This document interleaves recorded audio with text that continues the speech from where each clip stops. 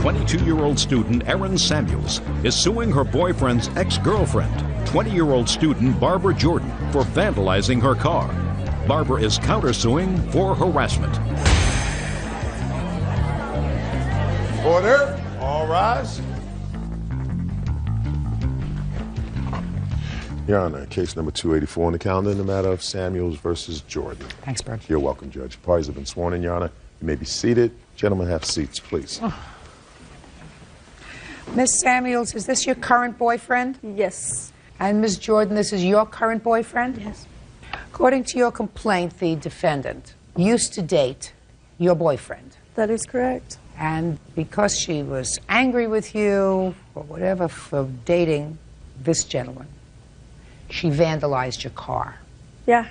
She says she didn't do it, and she is counterclaiming because she says that you harass her. Right? Could you step up for a moment? I just want to see what everybody's fighting over. Could you pick your pants up? What's your name?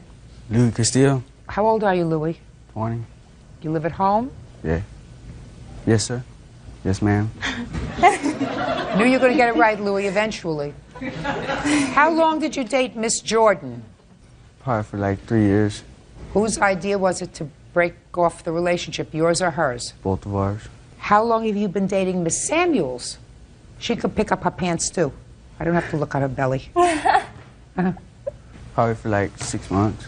Have you had any contact with Miss Jordan? No. Do you know of any reason why she didn't like Miss Samuels? I wouldn't know. Don't know? Have no clue.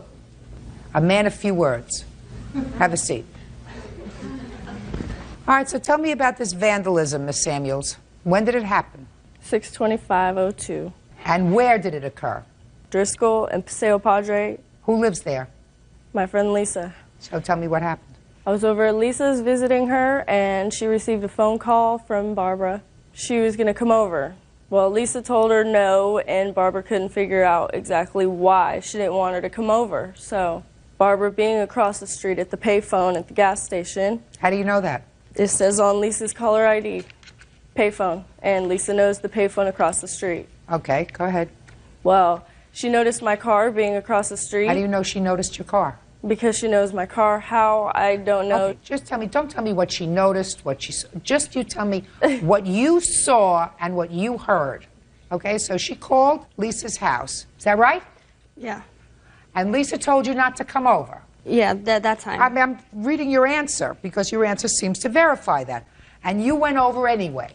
She called me earlier in the day and told me to come over. I said, I got to finish getting ready. And then I called her from the payphone and said I was there. She said, don't come over. And I said, okay. And then he got on the phone. Louis? Yes. And he said, I'm going to meet you across the street. I said, why do I need to meet you for? And then they hung up on me. So I went to her apartment and I knocked on the door. You went to Lisa's apartment? Yes, and I knocked on the door. So you knew at that point that Louis was there? Mm-hmm. Did you hear Miss Samuels there? What happened when she came over? She was banging on the door saying for me to come out. She said, come out here, I'm going to kick your ass. Why don't you come out here? So then, according to you, she knew you were there? Yeah. Oh, okay. And you did not come out? No. I see it again. Thank you. What happened next? I received a phone call after Louis had left to get her out of there. Louis went outside? Yeah. Louis, did you see her when you went outside? Louis? Yes, ma'am.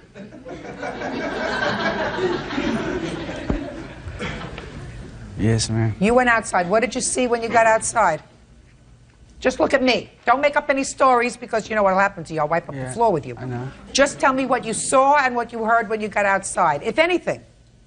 I seen her. Basically, I was just telling her, you know what I mean, why you starting trouble, you know what I mean, I'm out of here. Just get out of here, you know what I mean? Could you try to speak clearly, you know?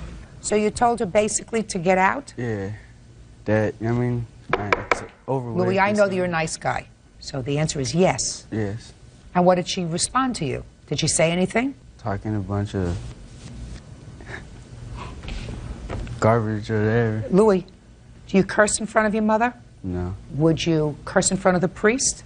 No, ma'am. So you would have to search in your vocabulary and find other words to use, right? Yes, ma'am. So I want you to tell me what she said to you when you told her to leave. She was really like crying, tell you the truth. She was like crying and like tripping because she seen me. She was crying. Because she seen her car out there and she knew I was with her, basically. Don't tell me what she knew. I want you to tell me what you saw. You saw her crying? Yeah. Did she say anything to you? There were mostly cuss words. That she said to you? Yeah. Did she finally leave? I thought she left because my sister lives in the same apartments. And I went to my sister's house and I came back out and she was at her car. You saw her at her car? Yeah, because her car... No, look at me. You actually saw her near Miss Samuel's car? Look at me. Yeah, it's right there on the corner of Driscoll and Paseo Padre. How close did you see her to the car? From where you are to where? The microphone. How long was she standing that close to the car that you saw? 15 to 20 minutes. Because I was trying to have her leave the apartment complex. I left and went in my sister's house and she was gone. But when I came back, my brother-in-law had told me that she was out there still. Did you see her when you came out there again? Was that when you saw her at the car, or did you not actually see her at the car? I seen her at the car. When? The first time. The first time? Yeah. As soon as we left the apartment complex. Down, Louis. Now as clear as mud. Fog is not lifting. Okay, when had you parked the car there? I would say not even a half hour before I was just there. About a half hour before Miss Jordan came over? Yes. When did you see the car again? After I was clear that she had left. I'm not about to go out there after she said she was going to kill me. Judge Judy continues in a moment. How come you didn't say, I was in the car, I saw what happened, I didn't do it, somebody else did it? I said that I was there. Oh, no, you didn't. Real cases, real people. Judge Judy. Erin Samuel says her boyfriend's ex, Barbara Jordan, vandalized her car. Barbara says she didn't do it. Did you have any further conversation with Miss Jordan? She had called my cell phone and told me, come out and look in my car. She called you on your cell phone? Yeah. After When? the incident happened, right after she did it and left. Okay, good. And then you went out and saw what damaged the car. Let me see it. This is of the windshield, and the police report says how they examined the vehicle themselves and took pictures, but I don't know how to get those pictures.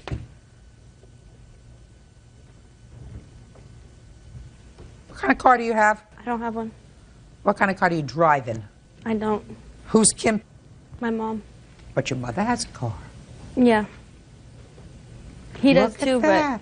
Look at that. Your mother has a car. She's in jail though. Your mother has a car. Yes. That a witness says matched the license plate of the car that was responsible for the damage to her car. That's true. Ooh, I how was there, interesting. but I did not do it. How interesting. The girl I was with did do it. Really? Yes. I didn't even know her car. I did not know nothing about her, but this girl The had known girl who her. was driving the car did it. No, not the driver. You were the driver. No, neither one of us were the driver. There was a third girl involved. So you were in the car. Yes. Good! How come you didn't mention that in your answer? What? How come you didn't say, I was in the car, I saw what happened, I didn't do it, somebody else did it? I said that I was there. Oh, no, you didn't. I said that I was there, and I called from across the street on the payphone. No, you didn't say that you were there. Listen, Barbara, you didn't say in your answer anything about being present when the vandalism occurred to her car. I didn't get that far. You got that far in your answer to me. In my police report, it says You that got too. that far in your answer to me. My police report says that I admit that I was there, but I did not do it. You did it as far as I'm concerned, honey. Unless you can give me a good reason why anybody else would vandalize her car. Because the other girl knows her, and she said that she was saying things about me, and she said, how are you going to let it ride? How are you going to just let her? I'm like, I don't really care, because I broke up with him. He was in jail. I broke up with him, and I was staying with him. I don't care that they're together. I don't care about none of that. And I'm not jealous of anything. Why would I care? Tell me how you got to be in a car with somebody who vandalized her car and what this other girl had against her. I do not know what she had against her. I don't know either. All I know is the I car don't have belonged. nothing against her. All I know is the car belonged to your mother, who you tell me is where? In jail. In jail. It has nothing to do with none of this. All right. Tell me no more. Give me the estimates on the car, please. The estimates on the car are on the police report. It's the windshield. This is the restraining order.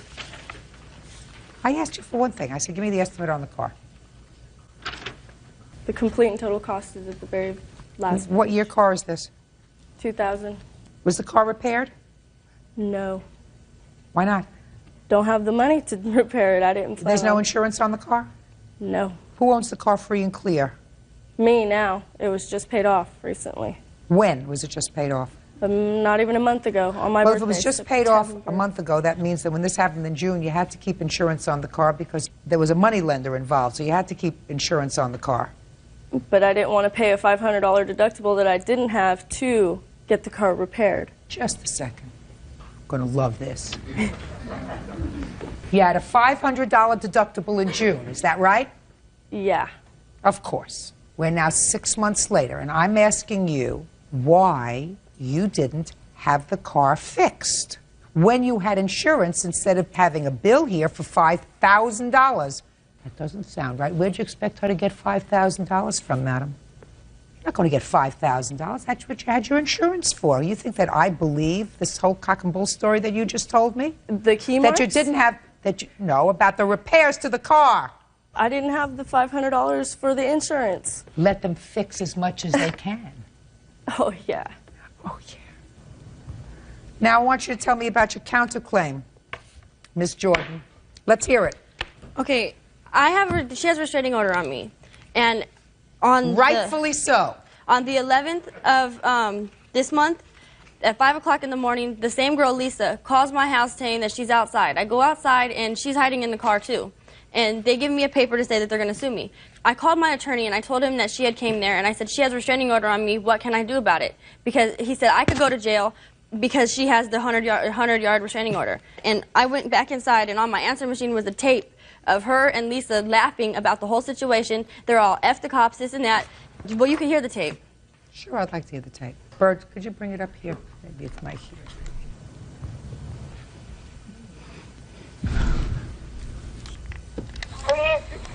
Okay, I'm gonna hit this quick. Where's my phone? I have my phone. Talk about a fast getaway, huh? They're all laughing. Yeah, I can't. Oh my god. Oh my god. No. Does it get better? It's just basically how they're laughing, how they They're came to my laughing. house. They're laughing. They came to your house. They served you with a small claim summons. And Is that she's right? not even supposed to be on our property. Just a minute. You don't have a protective order against her. Is that right? It's Shh, listen to me carefully. Do you have a protective order against her? not yet. I'm in the process of getting it. Who handed you the summons? Lisa handed it to him. So Lisa never served you. No, but they were at my house at 5 o'clock in the morning. Fine. They can be at your house at 3 o'clock in the morning. No, They can they serve you can't. with a summons. Yeah. Your counterclaim is dismissed. It's not harassment. And In I any have- event, and on your claim, listen to me carefully. You should have had your car fixed when you had insurance. However, I'm not going to penalize you for stupidity any more than $4,500 worth, because I am awarding you $500, which would have been your out-of-pocket expenses had you had your car repaired when you had insurance in June, when this incident happened. Do I make myself clear? Yeah. Good. Goodbye. Parties are excused. You may step out. I have papers saying that my vandalism has been dismissed, saying that I did not do it. She was seen by people in the apartment complex. They called the police before I even got out to the vehicle to call them, and the description fit her. And now the next case. All parties in the matter of Messerman versus Johnson. Step forward, please. Pet grooming business owner Linda Messerman is suing her neighbor, camera assistant Peter Johnson, for starting a fire in her kitchen. Miss Messerman, really the defendant was a friend of yours because you asked him to house sit and pet sit for you when you were going on vacation or someplace out of town. He said he would be more than happy to do that. He would stay in your apartment. You were not paying him for that service. Is that correct so far? Yes, correct. That correct so far? Yes. He stayed in the apartment while he was there. He did some baking, caused a fire. He says because he didn't know that you had two ovens. One of the ovens you used for storage. And when he lit the other oven, both ovens went on. The other oven went up in flames, causing the fire. Correct. Right? And therefore it was an accident. And an accident that is partially her fault because she shouldn't have been using the oven for storage. Is that right? Correct. You had two ovens? I had two ovens, Your Honor. One of the ovens you used for storage? Yes, for pots and pans only, and baked goods, because I never use my ovens. I'm a Jewish woman, I don't cook. I understand that.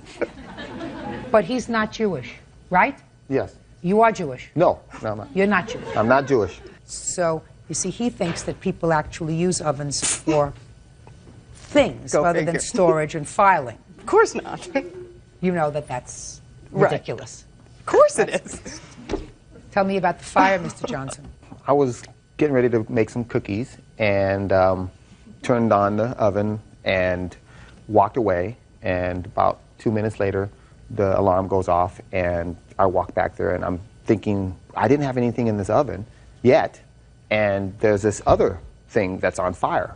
And I'm like, oh my God, I got an inferno going on. So it was like, I don't have anything to put this thing out with, so I have to call my brother. So luckily, we live next door, and so he brings the fire extinguishers, and we put the thing out.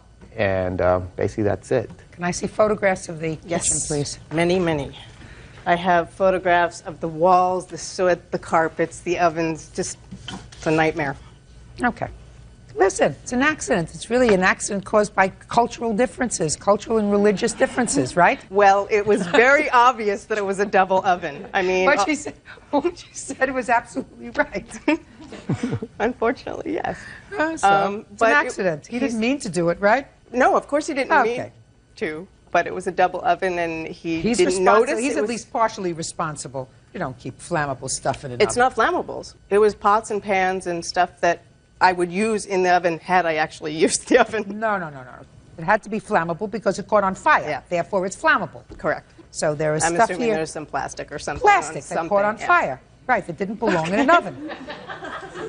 It's my mother's now, fault. What I don't understand, Mr. Johnson, is that there are two ovens here, correct? Correct. You could have opened up the ovens and taken a look inside. You know, I really didn't see That's it. your fault that you didn't see it. One's on top of the other. It's not hiding. Well, they didn't have like two knobs. I just saw the one, and I figured it was just one oven. But that was a mistake. Okay, It was a mistake that contributed to this fire, right? I guess. You feel no responsibility whatsoever? Well, I feel bad about it, and you know, I truly do. I feel really bad, but it's like I didn't intend this to happen. Your responsibility, you believe, is limited to how badly you feel. No, I feel that I did a bad thing, but it wasn't, like I said, an intentional. Absolutely not. And she also didn't intend to have the stuff that she was storing in the oven ignite and cause all this damage. It was stupid of her to keep stuff there that was flammable, and it was stupid of you to turn on an oven until you looked in both places and figured out what was in there. Now, Miss Messerman. Yes. You have homeowners insurance?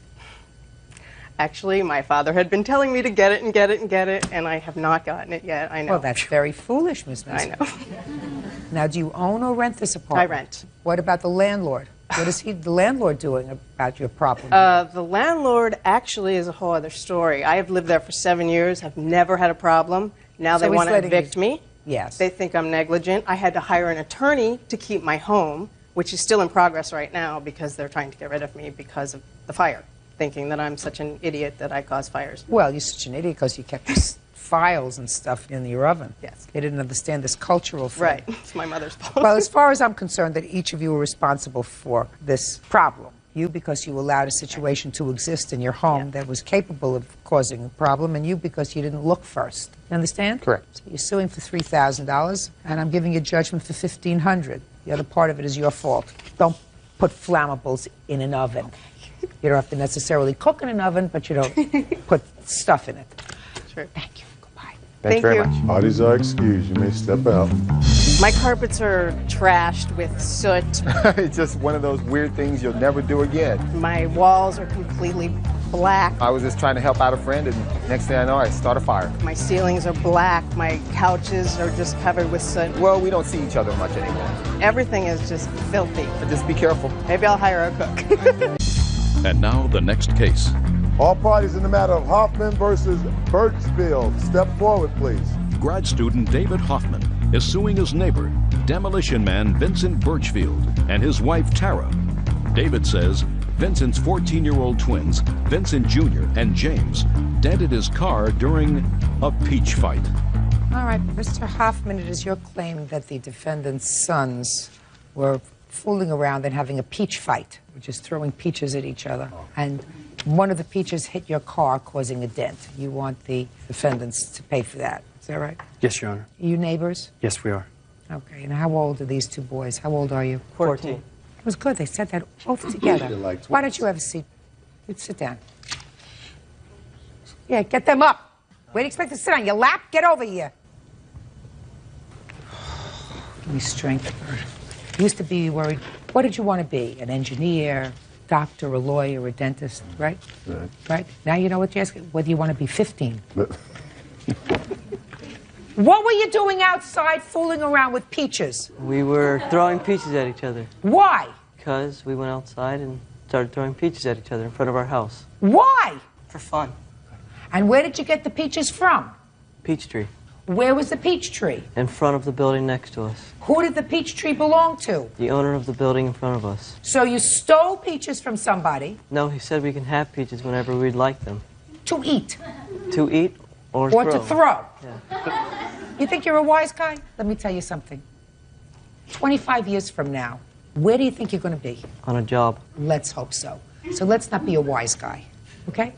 If somebody was nice enough to say to you, look, I have a peach tree, whenever you want a peach, go and take it, they meant for you to take it when you wanted something to eat, not for you to act like a moron and take them off the tree and throw them at each other.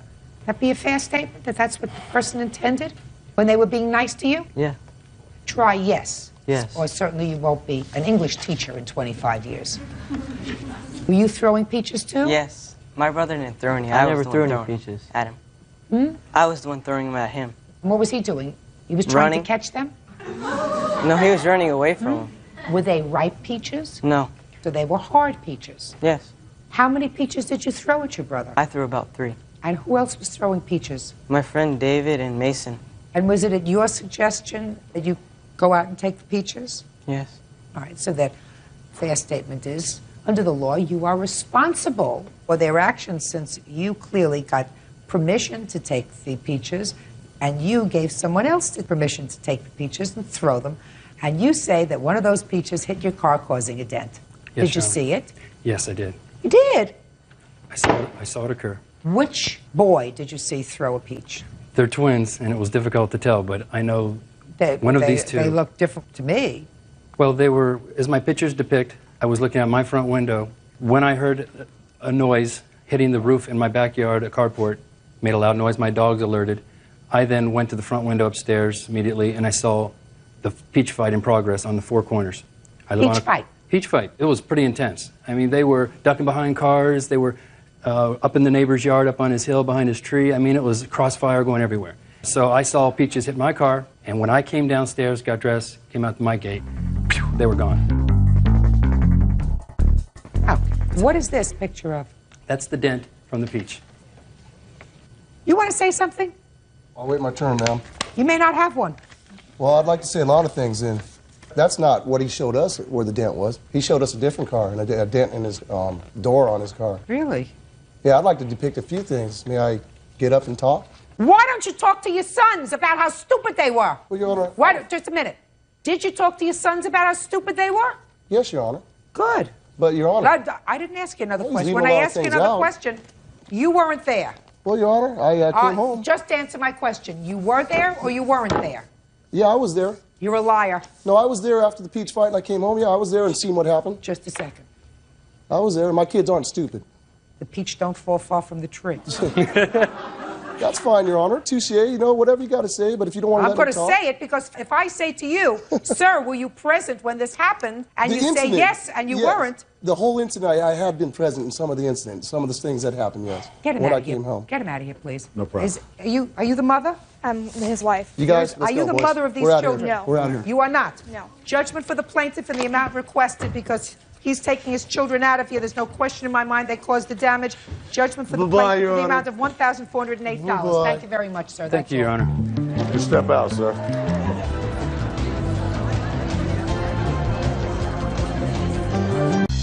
And now the next case. All parties in the matter of Shartza versus Myers. Step forward, please. 19-year-old student James Schartzer is suing his former friend, 20-year-old loan officer Matthew Myers, for vandalizing his car. Matthew says James tried to run him over. He is countersuing for money owed on a computer. Mr. Sharzer, I gather from your complaint that you know the defendant, Mr. Myers, and it is your claim that he vandalized your car. The defendant says that he did not vandalize your car, that you were not in the car at the time of this incident. Some of your friends tried to run him over, and he merely placed his hands on the hood of the car because he was trying to protect himself. Mr. Myers says that you owe him some money for a computer and is counterclaiming. Is that what this is about? Yes, ma'am. Okay.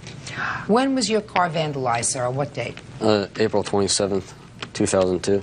And tell me how it came about that your car was in the vicinity of Mr. Myers' house. Well, it all started, I was hanging out with some friends. I want you to speak up, speak slowly so that I can hear you, because I'm not holding it against you that you did not dress for court today. Just because they're wearing suits and shirts and ties doesn't necessarily mean that they're going to tell me the truth, right? Right. But I think that you can get a leg up if you speak up, speak from your diaphragm. Don't swallow your words. You got it? Yes, ma'am. What? Yes, ma'am.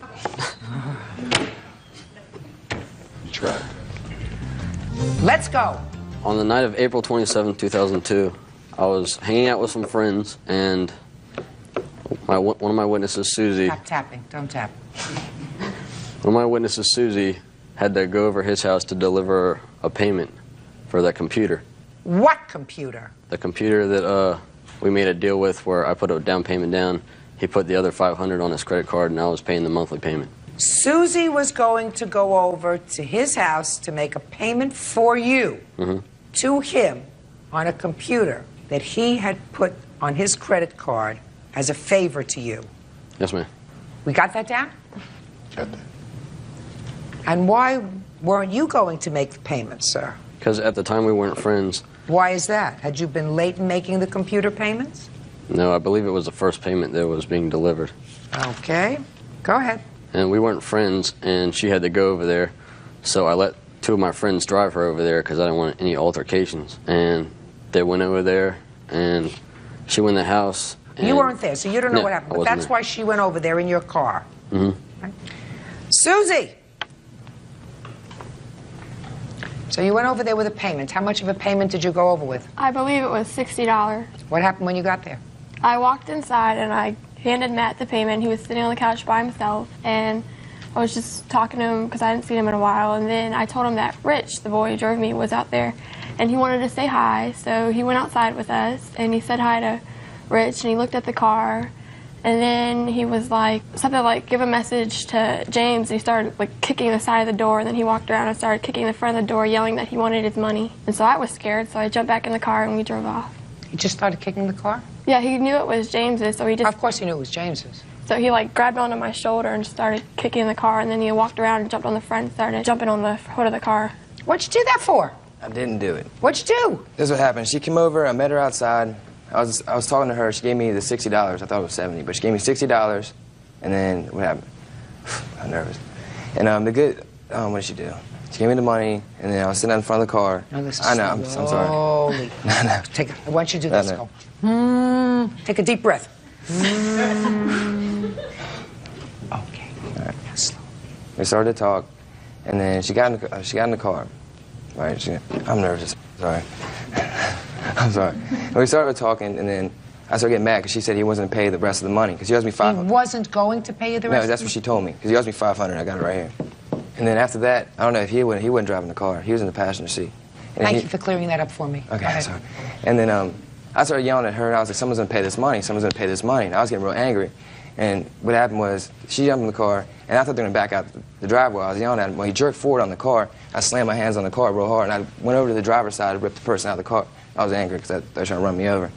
He took off real fast. That's basically what happened. Let me see the damage to your car. I assume that at one time you were pretty good friends if you let him put money on the computer. Yeah, we were friends. So what happened to that friendship? He's a con artist. That's what he is. What? He's a con artist. He uses people for money. He's suing me right now so he can pay other people off. Okay. She says that he kicked the sides of the car two places, and then he jumped on the hood. Is that right? He picked the passenger side. He didn't touch the Passenger driver's side only. The hood, I got. The hood's no question. The driver's side is out because he didn't touch the driver's side, right? Right. So here we go, the driver's side. And the back he didn't hit, right? Just the driver's side. No. Back. Back. What are you showing me these pictures for? I have better things to do. The taillights were... What? He kicked the taillights, and the taillights were out of line. She just said kick us out of the car. I'm sorry. Bert, is this the passenger side or the driver's side? Looks like the driver's side to me. Maybe. Depends on which way the car is facing. Yeah. Is that two-door or? Two-door. Oh, I think it's the passenger side. Two-door. It's in the back of the car over here. Yeah? Yeah. Okay. All right, let me see your estimate, sir. What kind of car is this? It's a 1989 Honda CRX.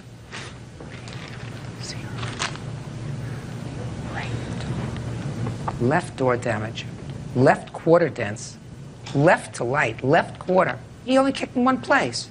Before I was told that he went all the way around the car. That's not what you just said, He right? went on the passenger side, and the passenger mirror, and then the hood of the car, and that was it. All right. Whole car isn't worth $3,200. Yeah, it's worth $29,333. I got it right here in the blue book. Okay. Are you still driving the car? It's getting a new motor put in right now. Well, maybe this will help pay for some of the motor. All right, now tell me about the computer. Well, basically, yeah, my brother was there at the time. I put it on my credit card with him.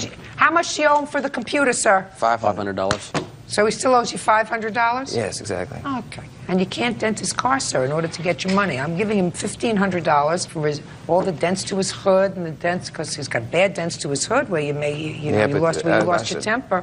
No. You lost your temper, sir. Lost your temper. You were angry. You lost your temper. You got to pay for that. But from that, I'm taking away $500, which I'm awarding you on your counterclaim, which means I'm entering a judgment for the plaintiff, nothing on your counterclaim, because I'm setting it off. The amount's $1,000. That's all. Parties are excused. You may step out. I didn't put the dents on his car purposely. It was accidental because they came at me. I don't know what he's talking about with the con artist thing. He lies. I don't like liars. Don't hang out with that family. They don't trust people. And now the next case. All parties in the matter of Schwab versus Spadine. Step forward, please. Office manager Bonnie Schwab is suing travel agent Giancarlo Fadine for the cost of 2 tickets to Greece. Bonnie says she won the tickets in a raffle, and Giancarlo reneged on the prize. Miss Schwab, you were the lucky winner of 2 tickets to Greece. Yes, I was. About 2 years ago. May of 2000. And where did you win these tickets? At the Valley Greek Festival that they have every year in May. Was it a raffle ticket? It was a raffle ticket. A girl I work with, her children go to school there, and I bought tickets. And due to circumstances, according to your complaint, you were unable to use the tickets for a while. The defendant had donated the tickets. You have a travel agency, sir? Yes, Your Honor. Now you want to use the airline tickets. The defendant says you waited too long. That's your defense. Is that pretty much it? Pretty much it. Real cases, real people. Judge Judy. Bonnie Schwab says after entering a raffle at a Greek festival, she won 2 tickets to Greece. Bonnie claims travel agent Giancarlo Fadine is trying to renege on the prize. Do you have a copy of the stub, your contest stub, or any other literature from the contest? I have a letter from the church stating that I won first prize in the raffle. Okay.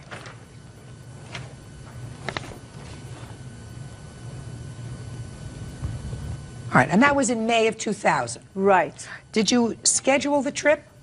We scheduled a trip. Mr. Faden gave us an itinerary when we went to see him in January. Who's we? My boyfriend at the time. We went to see him, and he wrote us an itinerary. We discussed with him that we would like to go to Italy. Mr. Faden said we could go to Italy instead of Greece, so he prepared an itinerary. At And that this time, was done in January? Of 2001. And when were you planning to take the trip? May of 2001. Subsequently, due to circumstances beyond my control, I was not able to go with my boyfriend. So I called Christine, Mr. Faden's wife, and asked them if I could put the trip off until October of that year. And they agreed to, of 2001, and they agreed that they would do that. So far, is that correct? Yes, Your Honor. Then what happened? Well, then the summer passed, and then September 11th happened. I was afraid to travel, especially to Europe. Being an American, I didn't know what would happen. The airlines and the airports were crazy.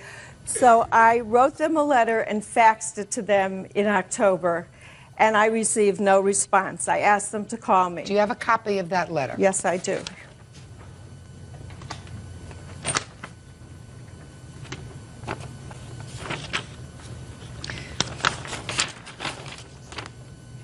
Okay, do you acknowledge receiving a letter from her? Yes, Your Honor. Okay. Your Honor, we have a standard letter that we send to the organization. We donate to the Italian community, in this case the Greek community, because we specialize travel to Europe, especially Italy and Greece. And the letter pretty much states... Well, let me take a look at the letter that you say that you send to everybody, but you didn't send it to the plaintiff. Well, we wouldn't have, because we would have sent it to church. No, but you, I never saw that just a letter. second.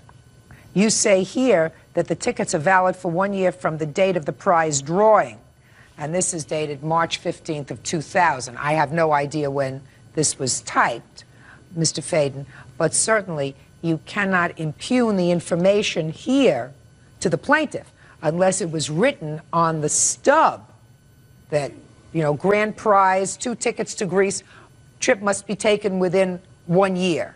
We donate the tickets to the church with the intent of creating goodwill in the community. The church is then raffling and selling the tickets and collecting the money from, in this case, Ms. Swab, and we have no responsibility on that. You do. You have responsibility for the 2 tickets, sir.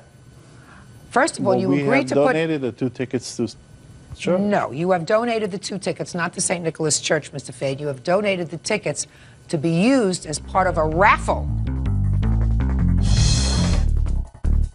I don't see what your problem is, Mr. Faden. It would seem to be now, if you wanted to purchase 2 tickets to Greece, it would be a lot cheaper than it was 2 years ago. Well, let me explain. After September 11, my company lost $200,000. When the lady called to postpone her trip, I wasn't even sure that I would be in business the following spring. But you are in business. Well, thank you. I worked very hard for it. Good, but you are in business, so you have to give her tickets. I would like to call my witness at a certain point, Your Honor. To say what? Because she really dealt with pristine strategy most of the time. More than happy to hear from the witness if she has something else to say. No, I can stand. Your Honor, I don't know exactly what to say. I think I do understand that there was perhaps a miscommunication between the agency and the church and perhaps Ms. Schwab. However, when September 11th came, again, as Giancarlo has said, we really didn't know where we stood, and perhaps it's difficult for somebody who doesn't work in the travel industry to understand. There were literally envelopes, I mean loads of tickets coming back. Every phone call was a cancellation. It came so late. It came 2 years later, and I understand well, it didn't come 2 years later. It came a year and a half later. A year and a half and later. You had already agreed to allow her to take the trip in October. I understand that. So but if again, you allowed her to take the trip in October, despite the fact that you really didn't have any choice, but you said, okay, you want to travel in October, and then the events of September 11th, which you acknowledge devastated your business. Totally. You had no time to respond to this letter that she sent. No, because you were really. trying to I keep was your too heads busy above water. Correct. So you acknowledge that it was a tumultuous time. Absolutely. In your world, it was this important. This whole trip was this important as it related to the rest of the world. But bottom line is, you donated these tickets. She wants the tickets. She feels comfortable enough now that the world has calmed down enough so she's prepared to travel. And you have to furnish her the 2 coach class tickets that she won, that you donated. Just do it. That's your goodwill. Goodbye. Parties are excused. You may step out. It was a lifelong dream. I wanted to go to Italy. It's a gesture of goodwill. The lady that won the tickets 3 years ago almost should understood that we needed some goodwill too. She did a good job. I'm happy. And now the next case. All parties in the matter of White versus Atkinson. Step forward, please. Babysitter Jackie White is suing her granddaughter, 20-year-old nurse's assistant Melissa Atkinson, for an unpaid loan to bail her father out of jail. Miss Atkinson, how old are you? 20. This is your grandma? Yep. Who do you live with now? Me and my fiance and my daughter. How old is your daughter? 8 months. When you were growing up, who did you live with? My mother. Only your mother? Yep. What about your father? Non-existent. That's her son, is that right? Did you have any sort of relationship with your grandmother? Yep. Somewhat. As you were growing up, you saw her? Yep. Try yes, it sounds Yes. nicer. It's a courtroom. How frequently did you see your grandmother as you were growing up? More when I was younger than now. And you saw her despite the fact that you had no relationship with your father. He wasn't around. He was around, but not often. Shh, put your hand down. So she was around more than your dad? Yep. Yes. When you say she was around more than your dad, she would come to visit you or you would go and spend time with her even though her son wasn't around? Yes. So you would say that during the time you were little, and even a little older, she was a reasonable grandparent? Yes. Now I'm going to get to the case.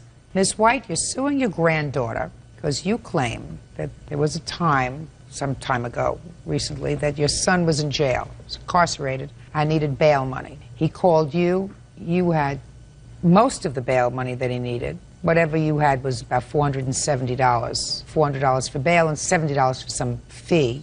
You spoke to your granddaughter. Granddaughter managed to get together another $100. You posted $500 bail for your son. Sometime later, he appeared in court. The bail was returned, but it was returned to your granddaughter, and your granddaughter did not give you back your money. Granddaughter says that you never gave her a dime. Okay? That's what the case is about. Right.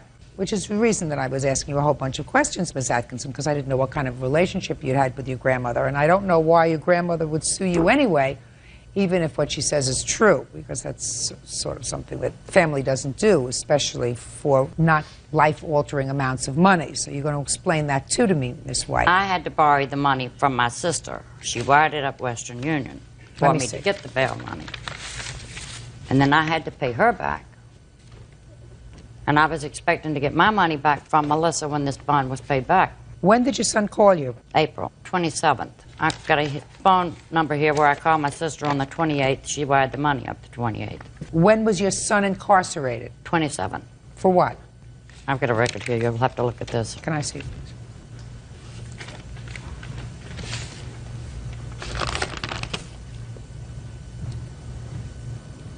Domestic abuse. Who was he living with? His girlfriend. So she was the complainant in the case? Probably, yes. Okay, so you got the money, and you got about $400. Mm-hmm. Melissa put in 100. Okay, and when did you call her? I called her that day to go with me, ask her if she had any money to help me pay the bill. She said she'd get up 100. I told her I had 400 coming. And that's what the bail was, 500? Yes, she went with me to pick up the money from the Western Union. She was with me when I picked it up. We proceeded to the jailhouse. I let her put it in her name. It's my granddaughter. I don't think she's going to try and get the money, keep the money from me. The day he got out, the day this was all dismissed, I called her up, told her she'd go down and pick up the money. According to her, she didn't have a driver's license. She needed $700 and something for a license. I said, I can't do that. Get your mass ID. I can't do that, she says. So that was it. I never did see the money. That was the end of it. Okay, go ahead. All I have to say is if it was all of her money, like she claims, first it's so many different amonts. First it's first it's $470. Now it's $400. No, she and never early said it. on it was $350. Oh, you tell me your version of the story. I'm just telling you that if it was all her money, that day I got called out of work to come and get $500 up. Tell me what happened. I got called out of work to get $500 up. By to whom? get my father, by her, for my father, to get bailed out of jail. So I got called out of work, had to come home, find money, spend the whole day waiting for a bail bondsman, and then of course it's my money, I'm going to put my name down so I can get my money back. Where did you get the money from? I had some cash saved over from my daughter's savings bonds. Run that by me again. They give me money to get savings bonds for my daughter. Who does? His family, my fiance's family. So I had that in a drawer. How much did you have? 500. I don't believe you. Okay. Why would I have Western Union? I don't believe you. That's fine. I know it's fine. But don't you feel ridiculous coming up and telling a bald-faced lie? No, I'm not. Oh, yes, you are. I mean, it's a bald-faced lie, and it sounds so stupid. Well, if it was her money, why didn't she put it in her name? What was the whole point of that That's not anyway? the issue. The issue is that family usually trusts each other. Family usually trusts each other. Do I think that you have $500 in cash sitting around because your fiancé's family over the course of 6 months or a year has given you money for your 8-month-old child that you just keep in a drawer? Yeah. And you have a job? Yep. What kind of job do you have? Nursing assistant. You get paid check or cash? Cash. Cash? Yep. Interesting. When was the last time you filed tax returns? Last year. Good. How much did you report on your tax returns? $12,000. So you have a checking account? No. Really? Really? You keep all the money that you make in cash in your house?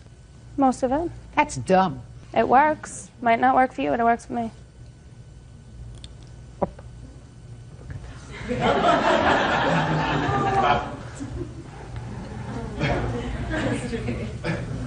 You have to see.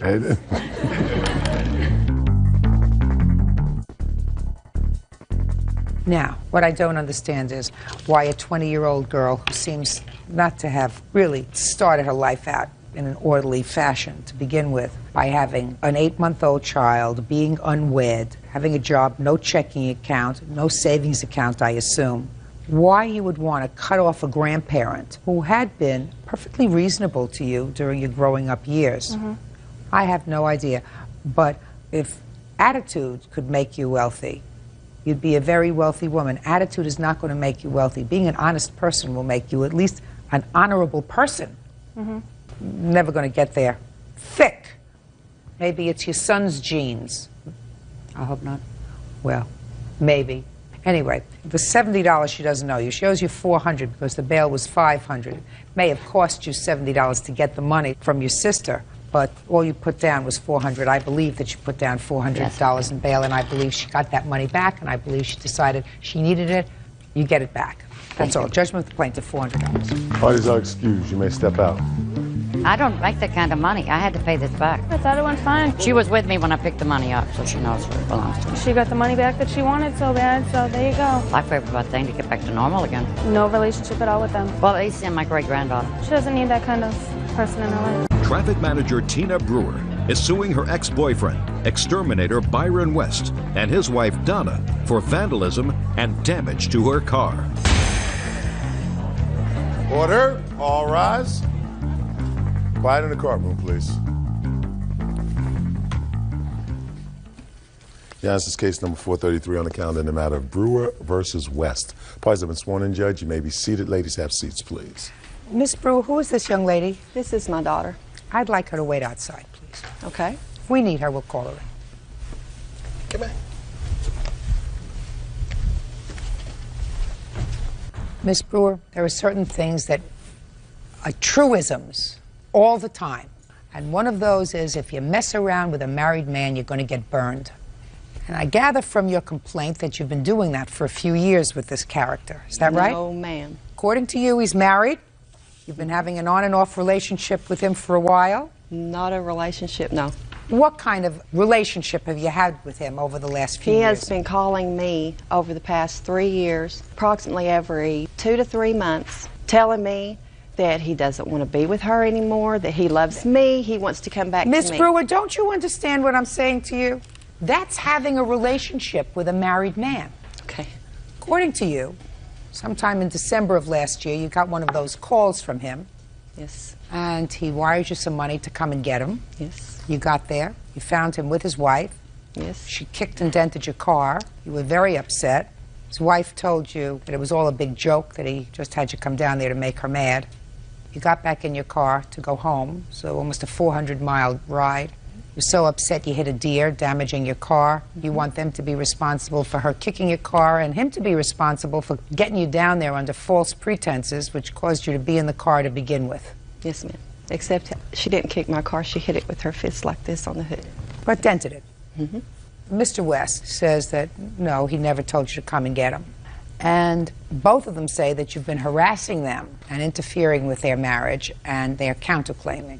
So far, is that right? Yes, ma'am. When did you get married, Mr. West? July 21st, 2001. And when did you have a relationship with Miss Brewer? It ended in October of '99, and 6 years prior, we were together. Okay, so you were together for a long time. Yes, ma'am. You have children together? No. Since 1999, have you ever called her? Yes, ma'am. For what? Once was to tell her that I had put their stuff in storage that they left in Oklahoma. And what year was that? That was in 99. Yes? And a couple more times I had called and talked to the kids to see how they was doing, which are all her kids. Well, which children do you speak to? I speak to the two girls, Stephanie and Kimmy. Do you speak to their mother too? I have. When was the last time you called her, sir? In December of 2002. On what date? I do not remember. Try the 13th. Yes, ma'am. That sounds correct. Had you had a fight with your wife that day? The day before, ma'am.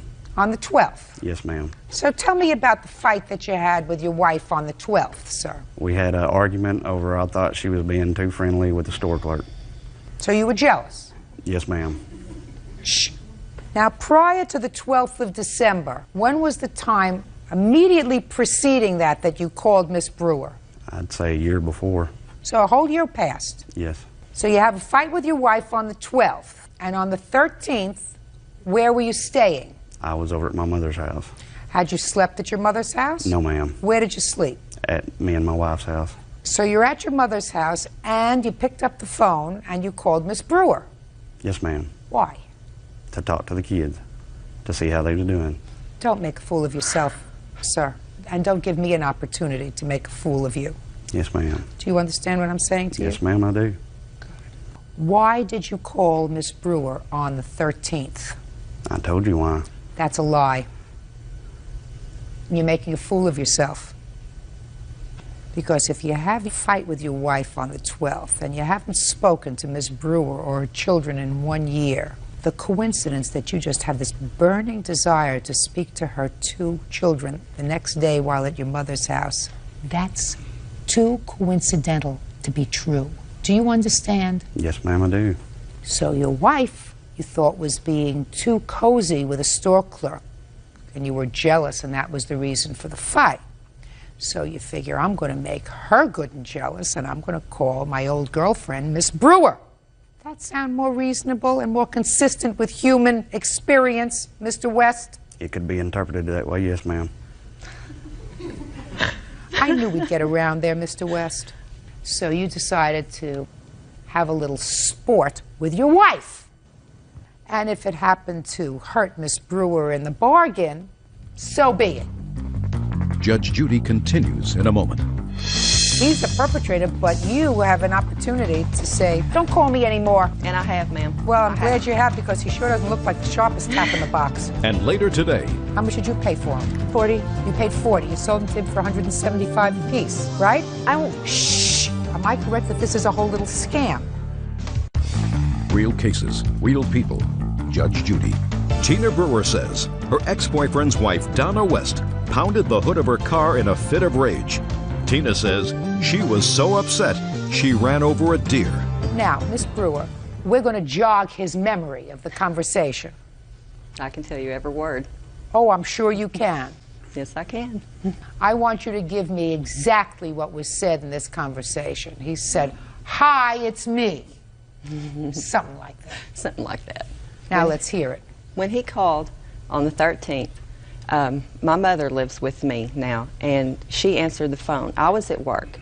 She called me at work, and she said he will call back at noon. So when I came home for lunch, sure enough, he called back, and he said, "I love you, I miss you, we never argued, we got along great, I believe we're made for each other." And he said, "I want to come be with you. I'm tired of this, I'm tired of Durant, I'm tired of all of it." So I said, "Well, are you sure?" Because he had been telling me this for 3 years. I'm talking about the 13th of December. On the 13th of December, he said that, and he said, "I will see what I can do. I'll see if I can get my sister to bring me or something." And I said, "Okay, fine." He said he would call back at 6 o'clock that night. On the 13th? On the 13th. And did he call back at 6 o'clock on the 13th? No, ma'am, he called at 7. He called at 7, and he said, "They're in Durant. They can't bring me. Could you come get me?" And I said, "Well, it's right before my payday, and I don't have any money." "Well, I can wire you the money." I said, "Okay."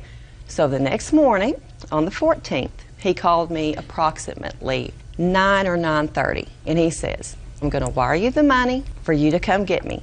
And I do have this right here showing the $40 that he did wire me on that day. And he said, "That's okay." Miss West, don't get mad at her, madam. Everything she's telling me is true. I know it is. I know it Okay, is. every I'm not single mad thing. at her. Good. Don't be upset with her. Yeah, I'm not. It would be him, not her. Yeah, I know that. Go ahead. Okay. He said, don't worry about the trip home. I will be with you. I will keep you safe. I said, fine. Pick me up at my mother's house. I've got all my stuff packed. All I'm taking is my clothes and my guitar. I'll be over at my mother's house. Come pick me up over there. I said, okay. So you got in the car, you picked up the money, Yes, you drove ma'am. 400 miles, you get to the mother's house, and what do you find? I pulled up and there was a truck, I don't know what kind of Suburban, something like that. And he's standing beside the Suburban in the passenger side. Someone, I don't know who, is sitting in the driver's seat. And he turns around like this and he looks at me and he goes, okay? I didn't know what that meant. I said, what? She jumps out of the truck and runs as fast as she can towards my car, up by the driver's side, takes her fist like this, hits the hood like this. I backed up. I got out of there. I'm not a violent person, never have been, never will be. Did you make a dent on? Yes, ma'am, she did. And I have a Can I picture. see it, please? Donna? It's this one up here by the Donna, windshield. darling, don't fib. I'm not fibbing. It's the one up by the I did windshield, not ma'am. touch her car. Yes, you did. No, I Yes, did not. she did. Sure you No, did. I did not. I never got out of the truck. Oh, that's some bad. Oh, this is from the deer. Yes, ma'am. It's that's the from the top deer. on the hood up by the I windshield. did not touch her car. Yes, ma'am. Okay.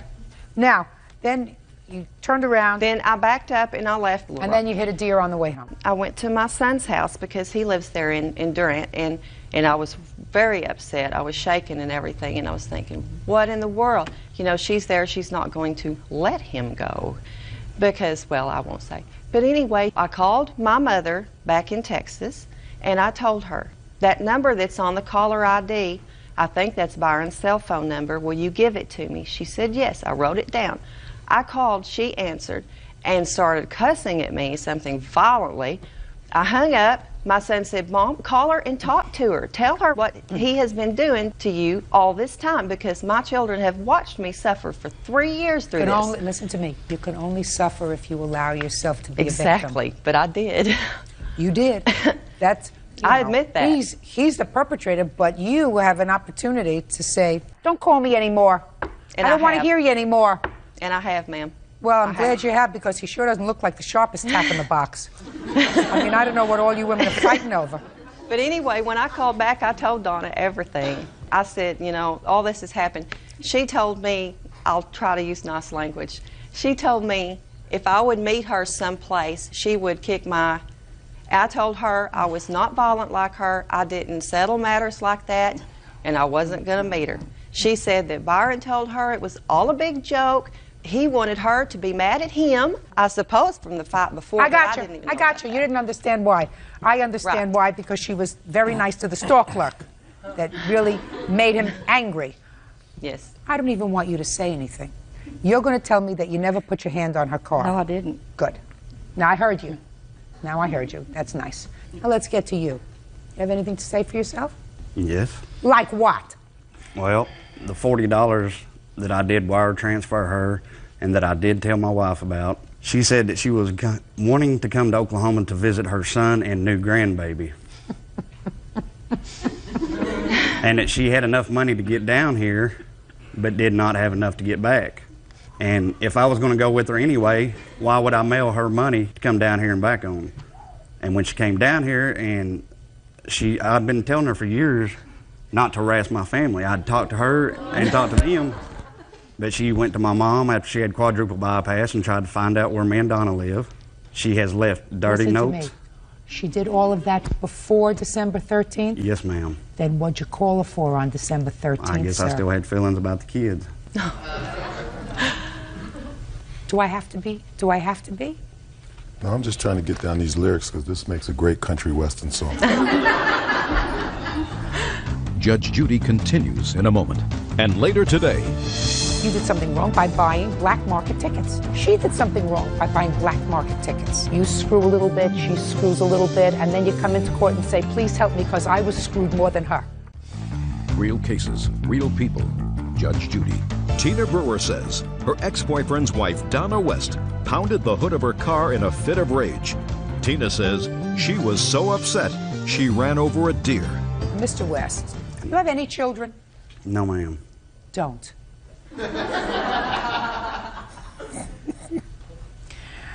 Mr. West, under ordinary circumstances, I would tell Miss Brewer that really she didn't have a claim against you for the most serious damage that was caused by the deer, Yes, ma'am. which she hit on the way going home, because your actions were too far removed from hitting this deer in the road. However, under the circumstances, I find that but for your actions in putting her in a position where she had to travel 800 miles round trip in a 24-hour period, 400 miles to you, based upon your lies, and 400 miles back, you could have anticipated that when she arrived there and found out that this was all your way of getting even with your wife for flirting with the store clerk, that it would have been a very stressful time for her. Yes, ma'am. And therefore, when she turned around to go home, she was agitated and stressed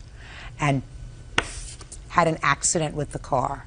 And I find that your actions were the proximate cause of that near disaster with her car. You were an unkind, uncaring, selfish, self-centered fool who acted like a teenager when his wife was cozying up to somebody, probably taller than you are, and you didn't like it.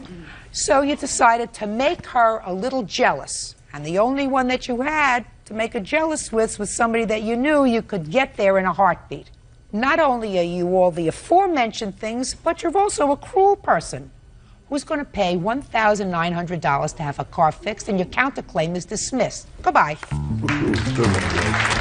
Parties are excused. Step out.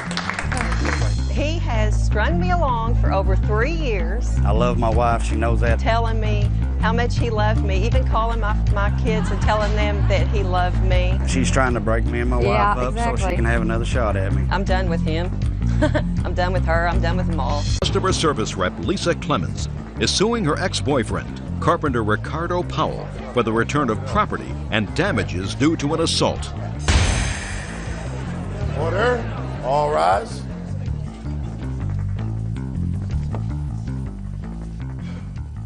Yeah, this is case number 438 on the calendar in the matter of Clemens versus Powell. You're welcome, Judge. Parties have been sworn in. You may be seated. Folks, have seats, please. Ms. Clemens, according to your complaint, you and the defendant lived together. You claimed that in September of last year he assaulted you. Yes. Then again, there was some sort of an altercation in October of last year, and you were arrested. And it is your claim that after that, you were barred from going to the house, and Mr. Powell got rid of all of your property. No, he has all my property. You want it back, or you want what he got rid of? You want the value of it? Mr. Powell says that there was never an assault in September, at least not one perpetrated by him. Correct. And that the property that you're speaking of was property that you were supposed to retrieve with the assistance of a third party pursuant to a court order. You never got a third party to come and get your property, and he got rid of it. Correct. Okay. How long did you live together, Miss Clemens? 2 years, a little over 2 years. From when to when? From November of 2000 until October of 2001. 2002. Were you living in his apartment, your apartment, or is it an apartment that you moved into together? He moved into my apartment, and after that, we moved into a house. So you were living in 2002 in a leased house? Yes. And in whose name was the lease? Both of ours. Is that right? This is correct. And when did the lease expire? February 1st of 2003. So at the time that you left the house in October of 2002, there was still a few months to go on the lease. Is that Yes. right? All right. Now, I want you to tell me first, since you're suing for this assault that allegedly happened in September of 2002, I want you to tell me the circumstances surrounding that assault. Me and Mr. Powell got into an argument, and basically it was the same thing, arguing about who did what, and basically we weren't getting along. We weren't getting along at all. And he hit me. What time of the day? Where were you? And it was nighttime, and I was in my room. And he just hit you? Did he hit you with a fist? Did he hit you with an object? Did he hit you with a hand? His open hand. And what happened after he hit you? I cried for a while. We argued some more, and he left out the room. And then what happened? The next day I woke up feeling sore all over, so I went to the hospital. You have a hospital report? Yes, I do. Let me see it.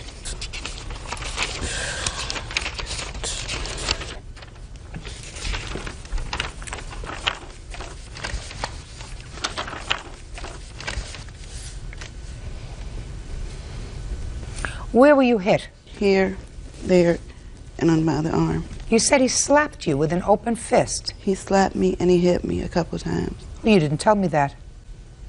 I'm sorry, I wasn't clear, but he slapped me and he hit me a couple times. Did you go to the police? No, I did not. I refused After you went to the hospital, where did you go? I went back home. Did you tell them at the hospital that you have a safe place to go? Not exactly, no, because... Well, that's what they say that you told them. Yes, that you had a safe place to go, and the safe place to go is you went home. Yes, because he was at work. It was safe at home. He was gone. Well, did you pack up your things and leave? No, I did not. Why not? Because I was in love with Mr. Powell. We had had arguments before. So then if you were in love with Mr. Powell and you decided to stay, and I'm not interested in your suing him now because he slapped you in September when you went home and you decided to stay. Do you have children together? No, we do not. So the only thing that you have together is a lease? Yes. Do you work? Yes. Were you working at the time? Yes. So they're not financially dependent upon him for any reason? Oh, no, he was financially dependent on me. So that there was no reason why you couldn't just pick up and leave? I understand that, ma'am. Who are these people here with you today? My best friend, M.J. Andrews, and my ex-husband who took me to the hospital, and they're here with me to support me. So you could have gone to either one of their houses, is that right, if you felt that you were in danger? I don't feel like I was in that much danger because... So then why are you suing him now? I don't... The suing him for the violence is not important. What's important today is my things that were left in the house, and I did try to obtain... Just 1 second. I'm not there yet. So what you're telling me is you just threw in this September incident for good measure. They asked me what happened, and I told them. Well, you could tell them, but you had no inkling to sue him for this. Fine. That's good, because for me, you wouldn't get anything. I'm not even sure that it happened. Now I'd like you to tell me what happened in October. I'm going to you because, according to you, there was an assault in October. Correct. And she was arrested. Correct. Let me hear what happened. Okay, basically what happened was, as she may have mentioned, that we were not getting along at this point in our relationship because of the different mood swings that she would have, as well as the what I would characterize as obsessive, possessive type of behavior towards me in our relationship. Yes. How long did you know Miss Clemens? I knew her for 2 years. When you knew her, was she taking medication? I wasn't aware of her taking medication until maybe 6 months in our relationship. Either an antidepressant. Is that what you take, antidepressants? Yes.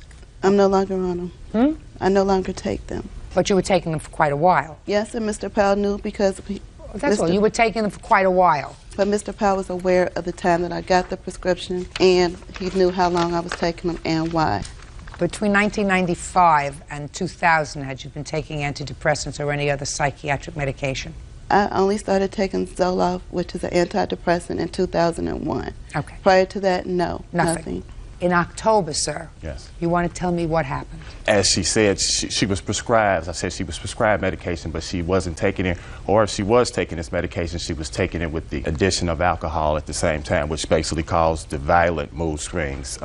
There was a lot of violence anyway. October 3rd, it escalated to the point where she pushed me through a glass door. The glass was already broken from an incident that she had broken this glass before for being upset with me, and that was basically how she showed her anger, was to break things and throw things. Anyway, the police were called in. She was arrested at that point. On the 3rd of October? Correct. There's a temporary protection order that's given with any domestic violence case. She violated that temporary protection order by constantly harassing and stalking me, as well as coming by the house, as well as the number of phone calls that she would call. Like I said, I have an answer machine that takes 50 messages. She would fill those up totally. I presented this to the police department, and they rearrested her for violation of the When did they rearrest her? November the 4th, I want to say, Your Honor. I'm not sure exactly when, but at that court date, she was dealing with some bad check things, as well as a preliminary trial on this domestic violence. They rearrested her that day because they had a arrest warrant out for her, but they couldn't find her. They got her when we went to court that day, so she was rearrested at that time. So I made sure that the judge understood that my problem is only this. I want this woman to deal with the medication and help herself. I even told her I don't even want her to have jail time, as opposed to, could you just make sure that there's something in place that she gets treatment for her symptoms. And basically what she was doing was she was causing me and my son, she was jeopardizing me and my son's life through all these different things. Okay. Judge Judy continues in a moment. After she basically kept violating judges' orders and putting me and my son's life in jeopardy, I felt that there was no need for me to keep this going on. This civil case is basically the same example of her trying to keep some type of relationship going here, Your Honor. Real cases, real people. Judge Judy. Lisa Clemens says ex-boyfriend Ricardo Powell owes for the return of property and for an assault. Ricardo says Lisa is a violent woman. Mrs. Clemens, in November, did you plead guilty to any of these charges, and were you given a year's probation? I pled guilty to the violation of the protection order, and they dismissed the domestic violence. The underlying. The only reason I placed those phone calls to Mr. Powell in violation of the protection order was because I had no longer had any of my things. Mr. Powell denied a third party on two other occasions. Wait just one second. I'm not there yet. I asked you if you pled guilty. The answer is yes. You had an attorney, is that right? Yes, and I spent a night in jail. Okay. Now, as part of the order, the judge told you that you could send a third party for your property. Yes, but Mr. Powell... Just a second. What was the name of the third party that you designated to get your property? My Aunt Donna. Mr. Powell denied. Just a second. What was wrong with these two people here to get your property? My aunt was available with me in court, and therefore the people, when I left the courthouse that day, we designated her because the court officers were there. Who designated her?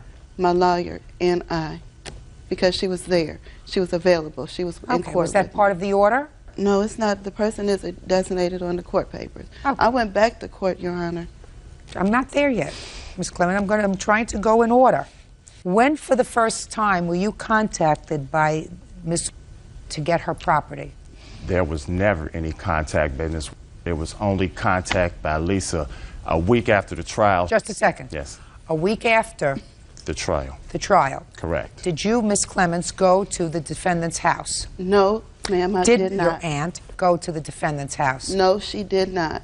I have a witness here today that he claims was with me. I have not even driven down the street. Just a second.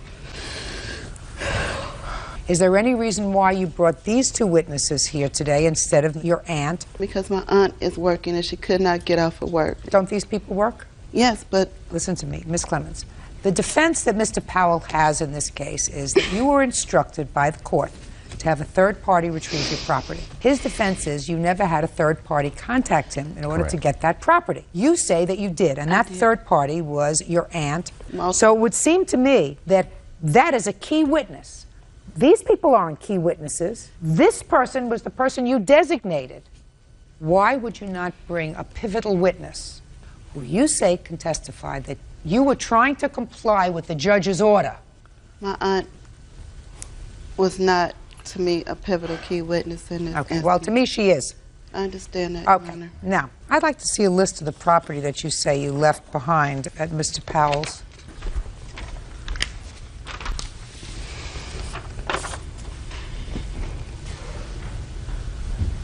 Do you still have the bed with the mattress and box spring? No. Chest of drawers? No. Jewelry? No. What'd you do with it? She had a couple bags of clothes, some books, and she does have one dresser. It's a desk. Right, that's it.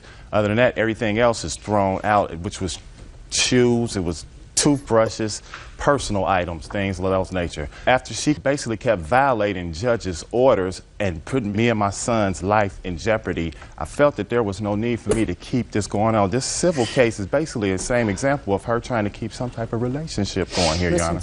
Mr. Powell, I want you to tell me, sir, when she was arrested in October. Correct. Now, up until that time, the two of you had lived together for a couple of years. When you live together for a couple of years, you accumulate property. You have your clothes and things.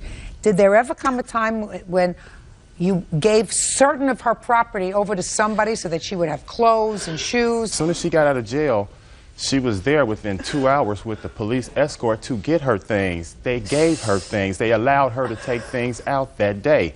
So she took most of her things that first day. Miss Clemens, on October the 4th, were you accompanied by a police officer, easy to verify, back to Mr. Powell's house to retrieve some of your property? Yes, I was accompanied by the police officers. And how long did you stay with the police officer which is also easy to verify, in Mr. Powell's house. Mr. Powell rushed us out after about 20 minutes. He told me to get what I could get and get out. No, there was a police officer with you. Yes, and there was a police officer with you. I assume that if you were there with an officer, you wanted to get things that were most valuable to you. Is that right? Yes, ma'am. Why didn't you take your jewelry? Because the jewelry was what I consumed. What jewelry I had on was most important to me. The jewelry that was left in the house were things I did not wear every day. The clothing I obtained was stuff that I needed to get through the week. Mr. Powell stopped me from getting everything. I wish I could. I'm not talking about everything. I'm asking you about a specific thing. I'm asking you about jewelry. To me, woman goes into a house, she grabs cash and jewelry first, and then you go to your pocketbook. Your Honor. What? Go ahead. I have this whole situation with Lisa has been such a terrifying thing. As I said, I've even neglected to countersue her for the amount of rent left on our lease, as well as the damages to the house, which I have pictures of right here. Those damages would be in a total of somewhere between $800 and $900. The rent would be the total of like $1,400. I don't want nothing else to do with this whole situation whatsoever, so I've neglected to countersue. Judge Judy continues in a moment. When did you go to get her things? No, I never got a chance to because the officer called me back and said he changed his mind. No, I don't believe you. Let's not get involved with things that you really don't know anything about. Real cases, real people. Judge Judy. Lisa Clemens says ex-boyfriend Ricardo Powell won't return her property. She also claims Ricardo assaulted her. I would like to know, Mr. Powell, on what date you disposed of, according to you, these couple of bags of clothing and shoes. November the 19th, the day that she came over a week after the trial in violation of the judge's order. There was no more purpose at that point. She was going to keep violating the protection order. She was going to keep violating the judge's order. Now, she was found guilty on the violation. She was found guilty on the domestic violence. She had it mixed up, Your Honor. That's the only thing I'm clarifying. She was found guilty of the domestic violence. I plea bargained her to dismiss the violation of the temporary protection order. So she wouldn't go to jail? Correct. That she would get this counseling. Right. So she wouldn't go to jail because Correct. if you're found guilty on the violation, what? Correct. You want to say something? Yes. Well, step up for a second. Tell me what you want to say. Your last name is? My last name is Twyman. Go ahead. I went with the police to their house to get her clothes and things. Is that the day she was released? This was the second time, I believe. And he would not let her get anything. And the police called both their lawyers. And I believe both lawyers agreed that she could get these things. And he told them at first she could come and get them. And then the police called me back. Just a second. Who did he tell she could come and get? He told the police. How do you know that? Because the officer called me at home, at my house, and told me that I could go and get the things without her. You, not her. Not her. You. Me. Right. Fine. When did you go to get her things? Now, listen to me carefully. When did you go to get her things? I never got a chance to because the officer called me back and said he changed his mind. No. I don't believe. Oh, well, that I don't believe. Yeah. He said you could go. Exactly. Was she going with you? No, she was not allowed to go. Good. She was there to... Now let me hear your version of these events. Okay, Your Honor. After the police, they said she has a reasonable expectation to come after the domestic violence case to come back and get some things out of her house. I gave them the run of the house to get what they have to do because I understand the police officers. After that, I was advised by the police officers as well as the prosecutor's office that anything else after this would have to be dealt with in court. They came over 3 extra more times after that in violation of what everybody is stating. Who's they? She came over more than once. He came over the second time after the police with her, too. She was there with him the second time. Where was she? They were in the truck in front of the house. Did you ever go over to the house in the truck with her? Shh. The answer is either yes or no. Yes. Well, you can't do that, sir. Okay, well, we met the police there at the house. And we were not in front of your house. We were 2 doors down, actually. We called the police before going to his house. She can't go there, sir. Don't you understand that? Exactly. I understand that. Okay, Jan, if you may, if she can't go there, why would he have her come there and pay the rent and then put her out. Again, after the whole situation. Let's not get involved with things that you really don't know anything about. I know Okay? about it. Okay? Sit down. Judge Judy will continue in a moment. You have to put a period. You have to say this did not work out. The relationship is over. I'm not going to have anything to do with him. I lost some. He may have lost some. I lost more. That's the way it usually goes. It's over. Forget it. Go buy a new TV and a new hamper. Do you understand? Yes, It's I do. finished. It's over. Yes, I If do. you stop taking your medication because you don't feel as if you need I don't it need it. I'm anymore, not with him anymore. if you don't feel as if you need it anymore, that's a judgment that you're going to have to make. I'm not so sure, Miss Clements, that that's the best idea. However, if you think that that's a good idea, fine. Cross him off and say it's over and let it go. That's all. Thank you, Your Honor. Parties are excused. You may step out. Judge Judy will continue in a moment. Mr. Powell is not a man. A man would not do this to a woman. Obviously, the judge went on ahead, saw through the situation, saw that this was a situation that was bad for the both of us. The only reason I contacted him after my arrest was to get my things. And it was best that we just basically part, which is all I ever wanted. He knows what happened, and I know what happened, and he's wrong. For some unknown reason, he thinks I'm coming back. I'm just not that stupid anymore. What she felt for me, basically what she calls love, which I always said was a terrible love. I'm hoping that it's all over with. I'm not sure through the aggression that I've seen from her that it may not be over with. He's out of my life for good, and I'll never go back. Daycare provider Sandy Brown is suing her son, carpet installer Henry Brown, for bail and household expenses. Order. All rise.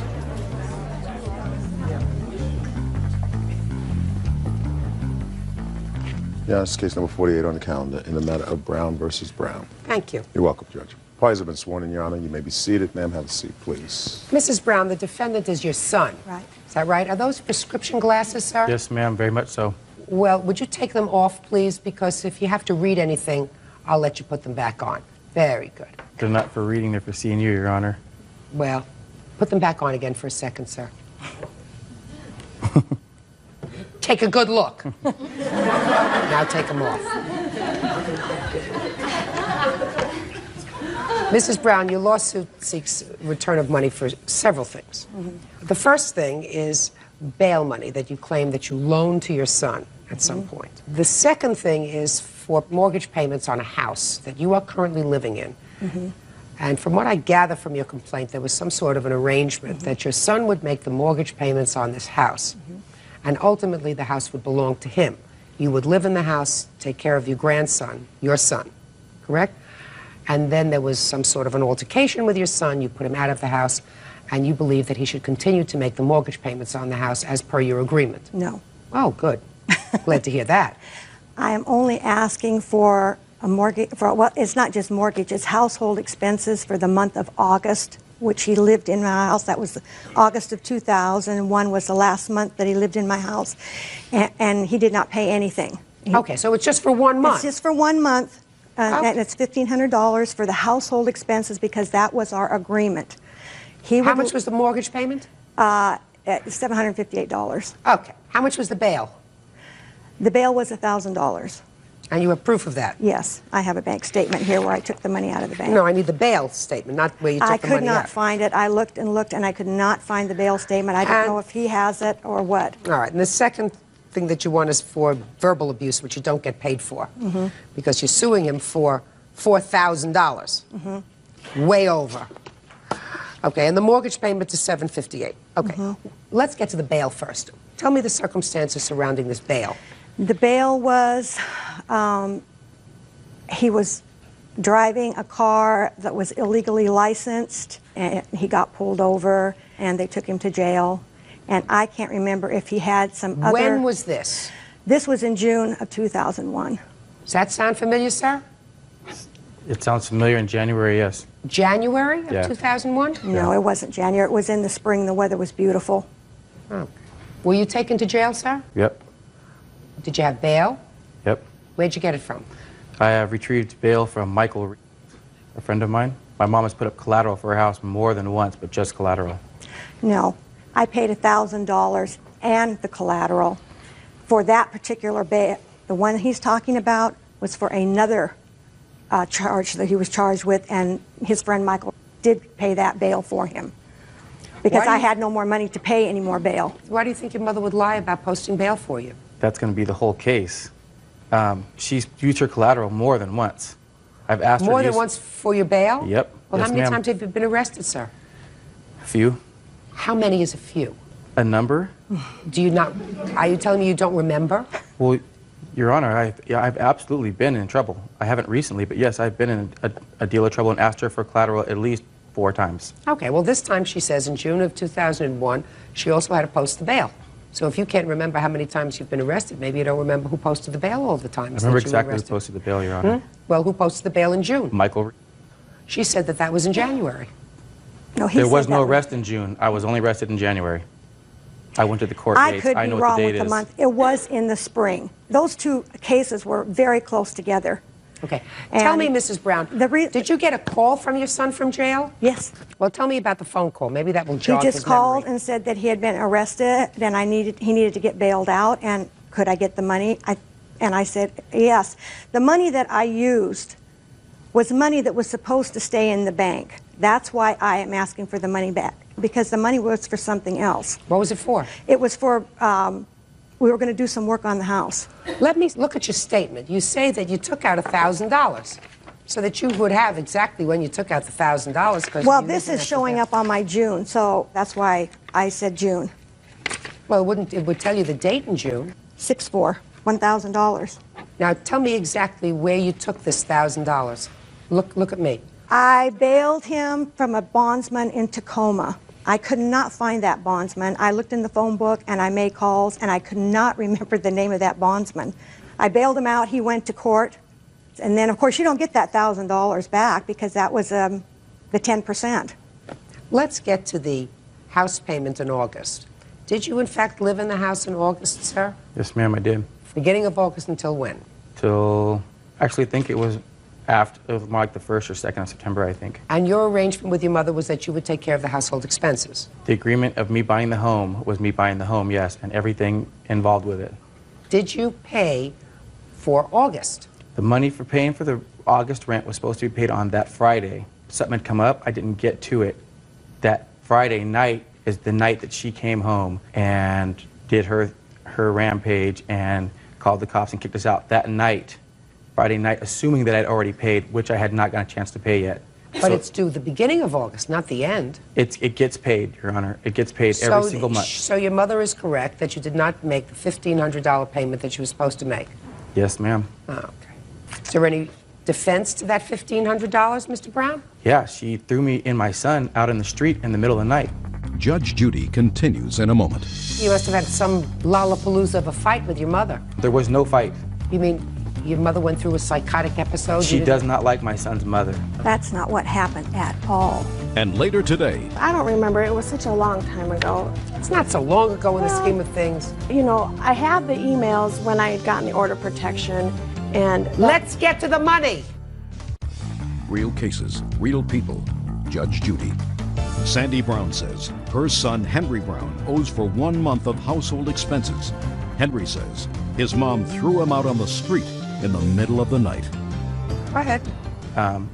I came to give her the money for that mortgage the next week after she had told me I couldn't come around, told me I couldn't have my stuff, told me my son couldn't have his stuff, and I'd come to have a couple cars towed at her request, at which time the police were called by her. Well, you must have had some lollapalooza of a fight with your mother. There was no fight.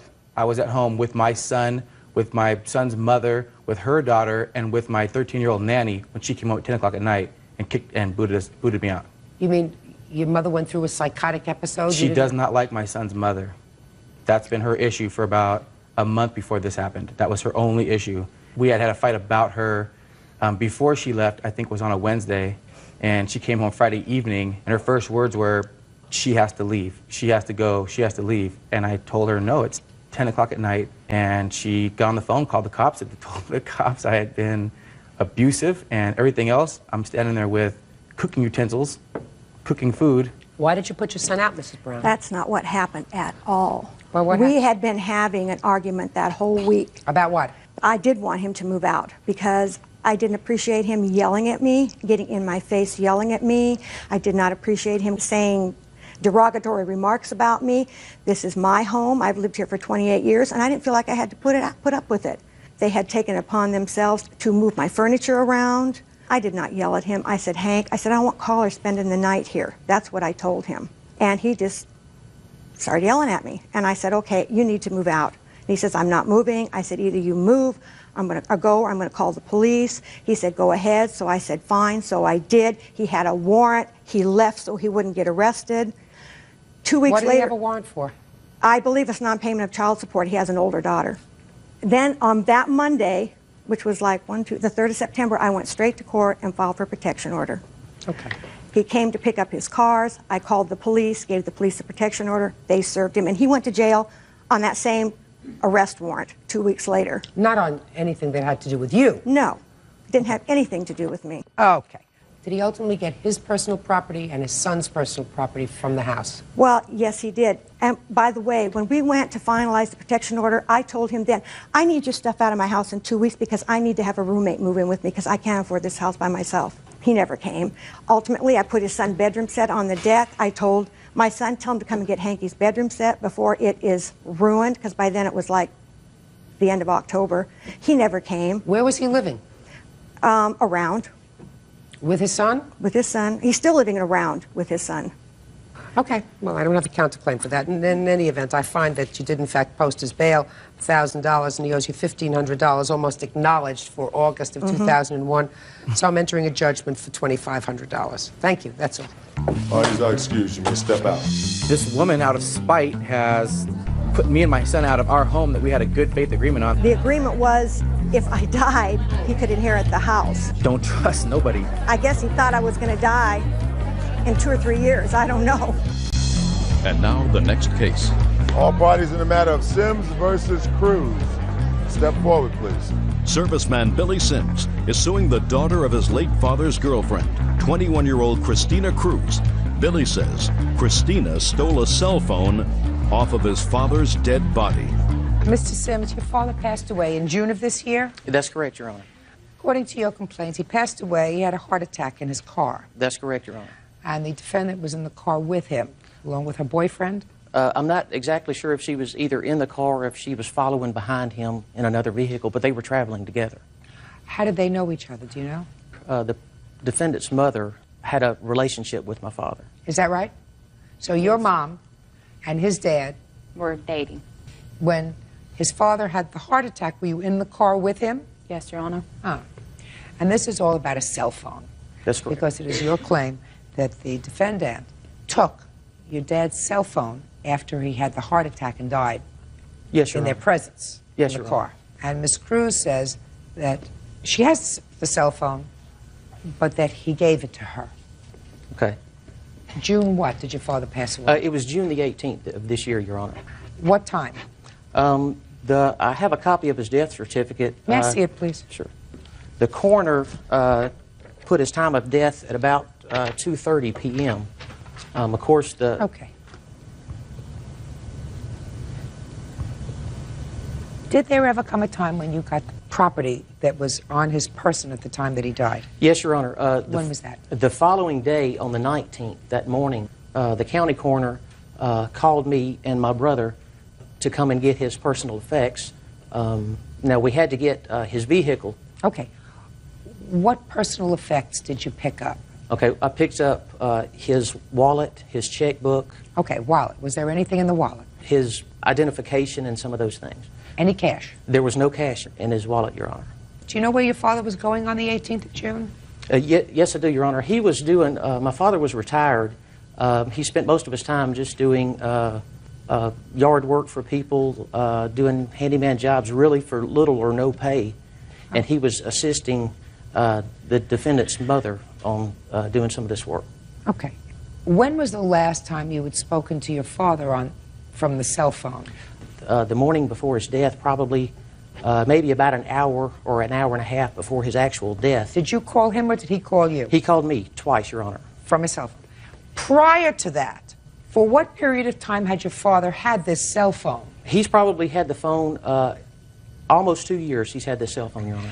And is that the phone that he uses primarily for his communication with you? That's correct, Your Honor. All right, now, Ms. Cruz, it is your claim, your defense, and you say you do have the phone, and you did use the phone, but that it was a gift to you. Yes, Honor. Now, I'd like you to tell me your version of the events when Mr. Sims' dad picked you up, because that's what happens. He picked you up along with this person?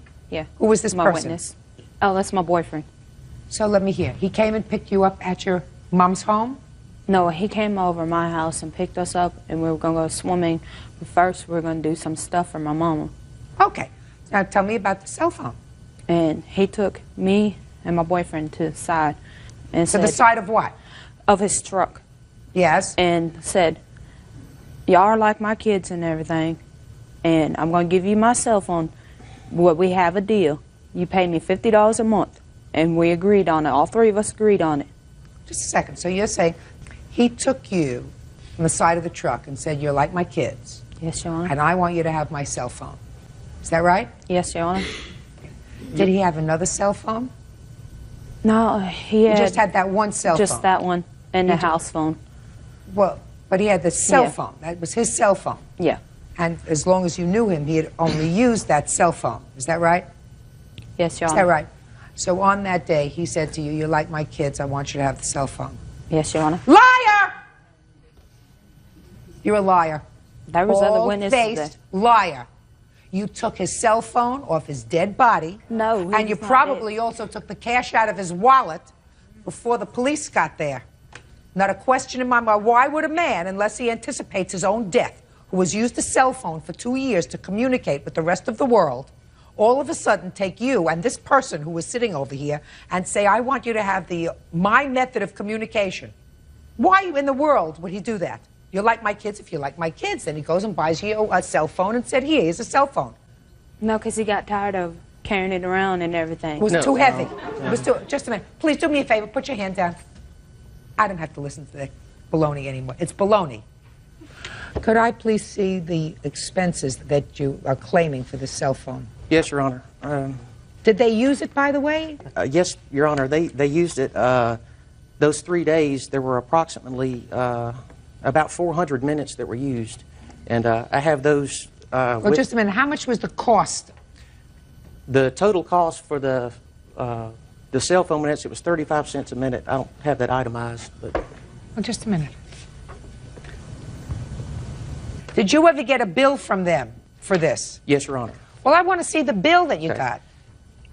This has the outstanding minutes that he had left over in excess that we had to terminate because it could have been transferred over to his next of kin. That's what the first statement says. That's from the wireless people. No.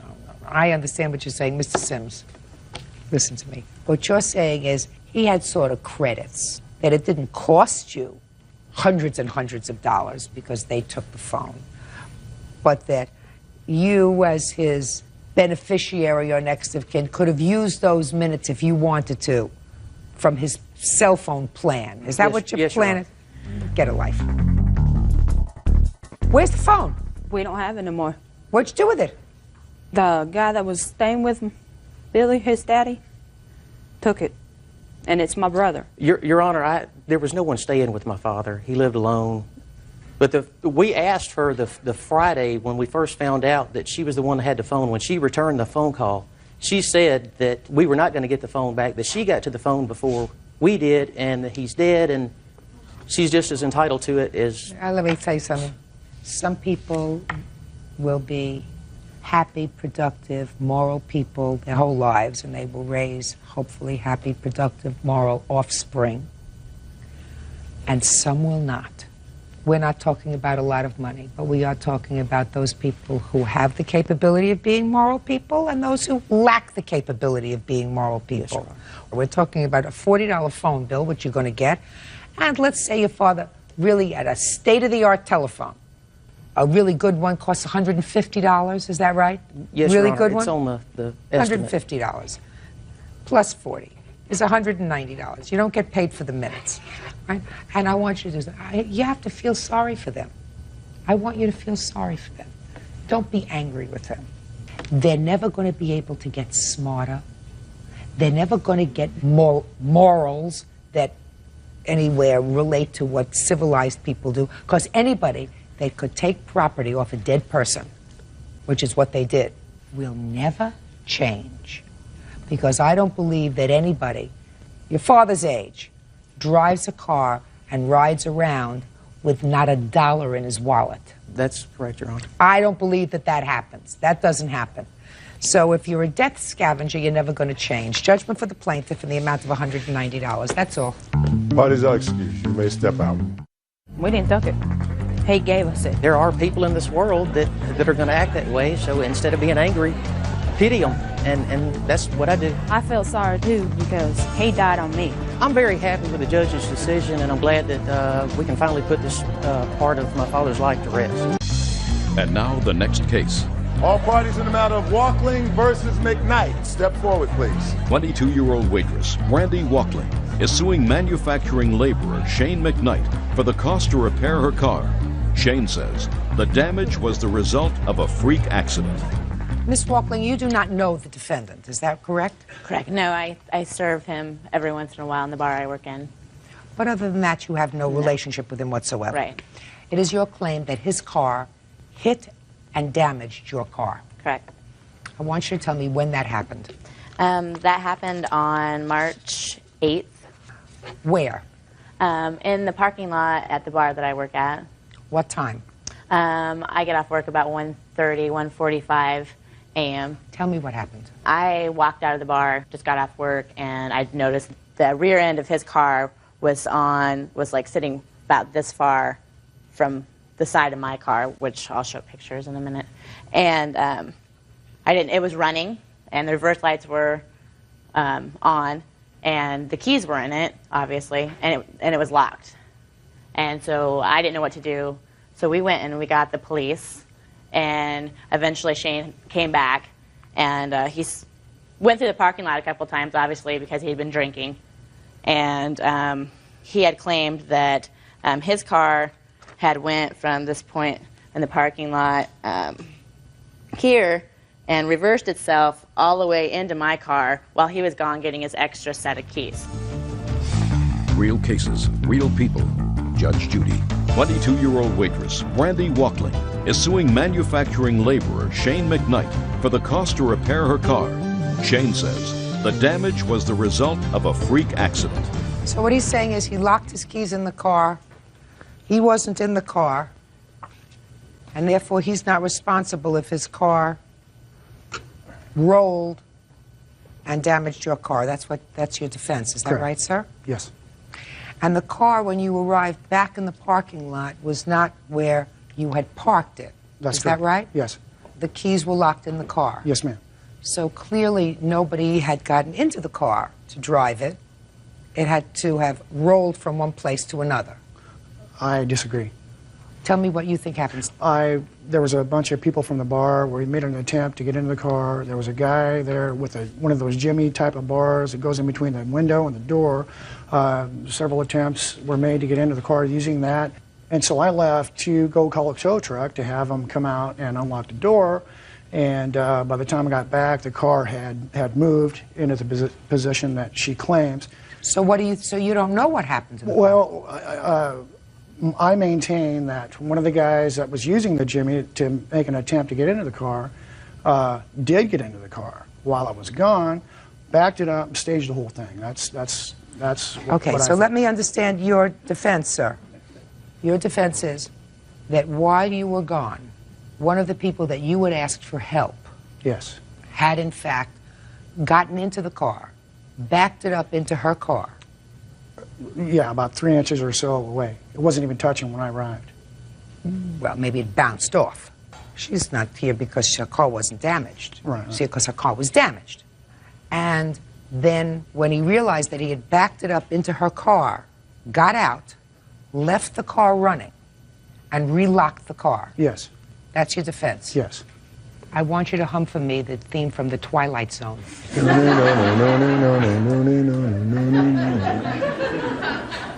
Listen to me. I think I know what happened, Mr. McKnight. You left the keys in your car. The car was running. And you left to go get a tow truck. While you were gone, E.T. landed in the parking lot. With his little finger, you know that long finger? Managed to get in, unlock the car, but nobody could see him because you have to be under 10 years old to see him. Got into the car, backed into her car, right? And then the ship took off. Let me see pictures of the car, please.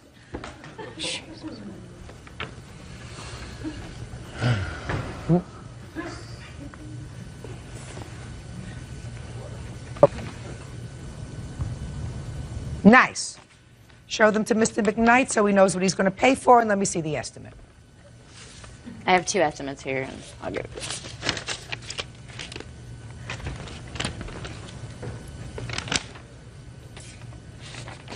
Cheaper of the 2 estimates is $1,046. Correct.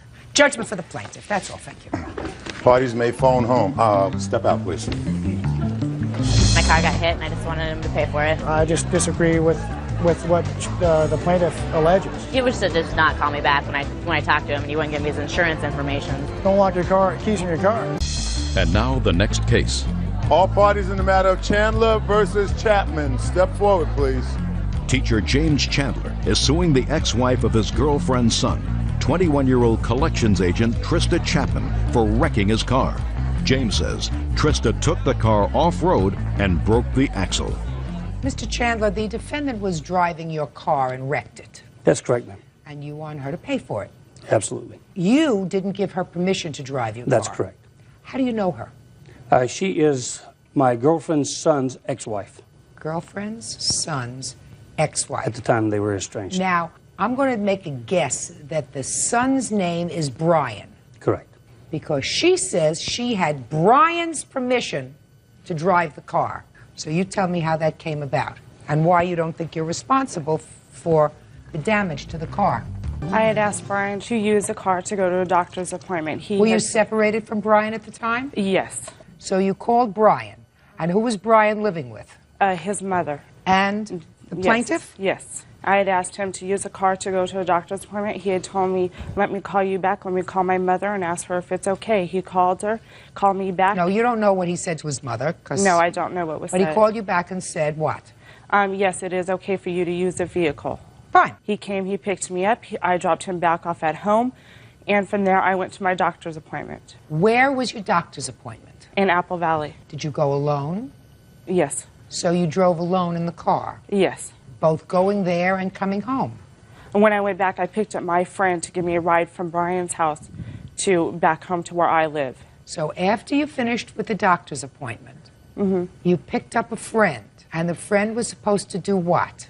She was following me over to Brian's house to pick me up from there and take me to my home. Because so you're driving a car, and your friend is driving in another car? Yes. So you're always alone in the car?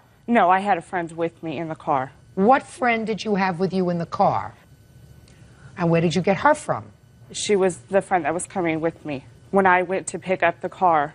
Pick up what car? When I went to pick up the car from Jim's house, just a minute. First, this is Jim. Yes. I thought Brian came and picked you up. He picked me up from my home to get the car. But this was after the doctor's appointment when I went to go to my friend's house for her boyfriend because she doesn't have a driver's license for her boyfriend. Now we're getting someplace else. Just a second. Ms. Chapman, we're going to get the story straight. I want you to understand that. You had Brian's permission to take the car and go to a doctor's appointment and then come home. No, I had told him that I had to pick up a friend to get my own ride back home. And he said that was fine. So you picked up a friend after your doctor's appointment, and your friend was driving in your car with you? Yes. And where did you go with your friend? We went back to Brian's house. Fine. So now you drop off the car. Where was the accident? On the way leaving my friend's house when I had picked her up. And they were following me. I went through the desert and I hit a rock. Went through a desert? It was a shortcut through. You took a shortcut? On a dirt road? Yes. And you hit a rock? Yes. And that's when the whole axle broke on the car? Yes. So explain to me, Miss Chapman, why you are not responsible for the damage. Because he's saying that I did not have permission to use a car. I did have permission to use a car. When the accident happened, I called Brian and I told Brian what happened. He said, do not worry about it. I will pay for it. Well, Brian's not here. Brian's not here. You're driving the car and you had permission to drive the car. Is that right? Yes. Why aren't you responsible? Because he had told me that he was going to pay for it, and I said that was fine. So sue him. Yeah, he should sue him. He shouldn't be suing No! me. You sue him because you have to pay for the damage. And if you have somebody that said to you, don't worry about it, I'll pay for the damage, then you'll be standing on that side and Brian will be standing on this side. Do you understand that? Yes. Let me see the bills to fix the car. I also have photos of the damage. Can I see it, please? Yes, ma'am.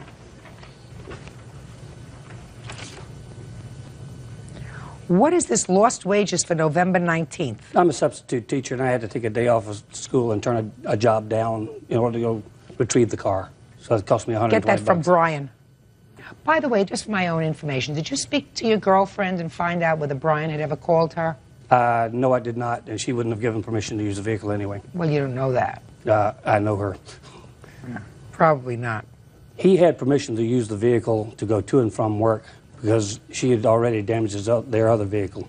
In fact, 2 other vehicles. Would you describe the interior of the car, sir, when you went to retrieve it? Because I see you have cleaning and deodorizing here. Yes, ma'am. There was a broken cigarillo butt in there and French fries all over the floor and dust from the desert. The exterior of the car was also covered in dust. Talking about the interior of the car. It was Did you stop for lunch? Yes, I did. Well, what'd you leave the car a mess for inside? I was going to clean it before I took it back to him, but obviously I couldn't clean it if there was damages to the car, and a tow truck came and picked it up. Well, why couldn't you clean it out before the tow truck took it? Because I walked up to my friend's house to call the tow truck before I could do it, but somebody had called and said that a car was banded in the desert, and the police came and the tow truck came and towed it before I could get back to the car. It's not a difficult case, Mr. Chandler. You have a judgment in the amount of $624.74. That's everything that you're suing for with the exception of your day's wages. Thank you. That's all. Funds are excused. You may step out. Well, the story that was told in court was entirely different than the story I got. Can you hear the story from me, so therefore he could hear whatever he wants? I was told that she was driving with a friend and heard a noise and pulled over to see what it was and hit the curb at 10 miles an hour. I just think that I'm happy that whatever happened happened and he stays out of my life. The attitude I got was, take me to court. I'm not going to pay for this. Yes, he could take me to court. I don't care. I have allowed her husband to use the car to go to and from work. The whole thing is that he says I did not have permission to use the vehicle, and as far as I knew, I did have permission to use it. He loaned the car out to somebody else without my consent or knowledge. The person that gave me responsibility to use it should pay for the damages. I think justice is finally been served. And now the next case. All parties in the matter of Johnson, Sullivan versus Schultz. Step forward, please. 20-year-old students Jamie Johnson and Jackie Sullivan are suing their former roommate, 21-year-old Melissa Shills, for damages to their apartment caused by her boyfriend. Miss Johnson, you and Miss Sullivan rented an apartment together with the defendant, and it is your claim that her boyfriend, I assume this is the boyfriend, has a bad temper and caused some damage to the apartment. Holes in the walls, that kind of stuff. Yeah. And you believe that she should be responsible for that you should not be responsible to the landlord for paying for the damage that her boyfriend caused. That's right. Just tell me what damage you allege that he caused. He punched a hole in Melissa's bedroom wall. Did you do that? Yes, I did. What else? He tried to break down the bedroom door and in doing so caused damage through the door, like cracked the door. Did you do that? That was also done, yes. What else? And he proceeded into the kitchen and kicked in the kitchen cupboard door. Did you do that? I kicked it. It wasn't... You kicked it? Yes. It's up to you. That's all they have to say. All right, I've actually already paid for these damages. Show me. All right. Here's my security deposit check for $300 that I gave originally to the landlord. Yeah. And then I did receive some money back. However, I did take the damages out of my $300 then. So how much did you get in total back from your security deposit? $119. Okay. Here's Now, the sheet that shows that. Let me just see. How long did you live in the apartment? For 2 months. That's how all of the Damages department was split up. All our security deposits. So it came out of all your security deposits. Right. Yes. Yeah. You didn't pay for this. I have the receipt. There are other things here. Correct. Other damages that they did to their bedrooms. If they didn't want to pay for the damages I did, why would I pay for? You didn't do the damage. He did the damage. He paid me for those damages that came out of the security deposit. No, it doesn't come out of the security deposit. Let me explain something to you. You rent an apartment. There is ordinary wear and tear on an apartment, and there are things that the landlord always finds. It needs a little more paint. The carpet is stained here. It has to be clean. Little things. Security deposit is not intended for someone kicking holes in the walls. That's not what it's intended for. So the three of you moved into an apartment together. There are damages caused by the three of you, which you, as lessees, agreed to take care of jointly, not anticipating his damage. He's not on the lease. No. He doesn't belong there. I also have pictures of the damages. I don't need pictures of the damage. He acknowledges that he did the damage. And he should have paid for the damage. The damages he did were only $238. You are responsible, however, madam, for a portion of the rest of the bills. I only lived there for 2 months. Someone else was living there in my place. I feel that person should be responsible then for the cleaning costs. When did you move in and did you sign a lease? I signed the lease in April, and I moved. When did you move out? I moved out in October, but I only lived there September and October. I have a copy of care. the lease, Your Honor. But you moved out when? If you'd like to see. At the beginning of November. Okay. And you still had a lease?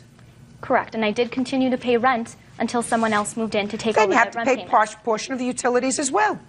Some of that money you should not have gotten back because they ended up paying a piece of the damage that he caused. Why did you cause? Stand up. Why did you cause this damage to the apartment? It wasn't intentional damage. Yes, to of the course it apartment. was. Did somebody drug you? No. You just had a bad temper. I wouldn't say I have a bad temper. Well, what is it when you punch a hole in a wall, kick in a cabinet, kick in a door? What is that? Yeah, but they weren't all intended damages. It's not we like all I felt meant to. unsafe after. What do you mean they weren't intended damages? I don't understand that.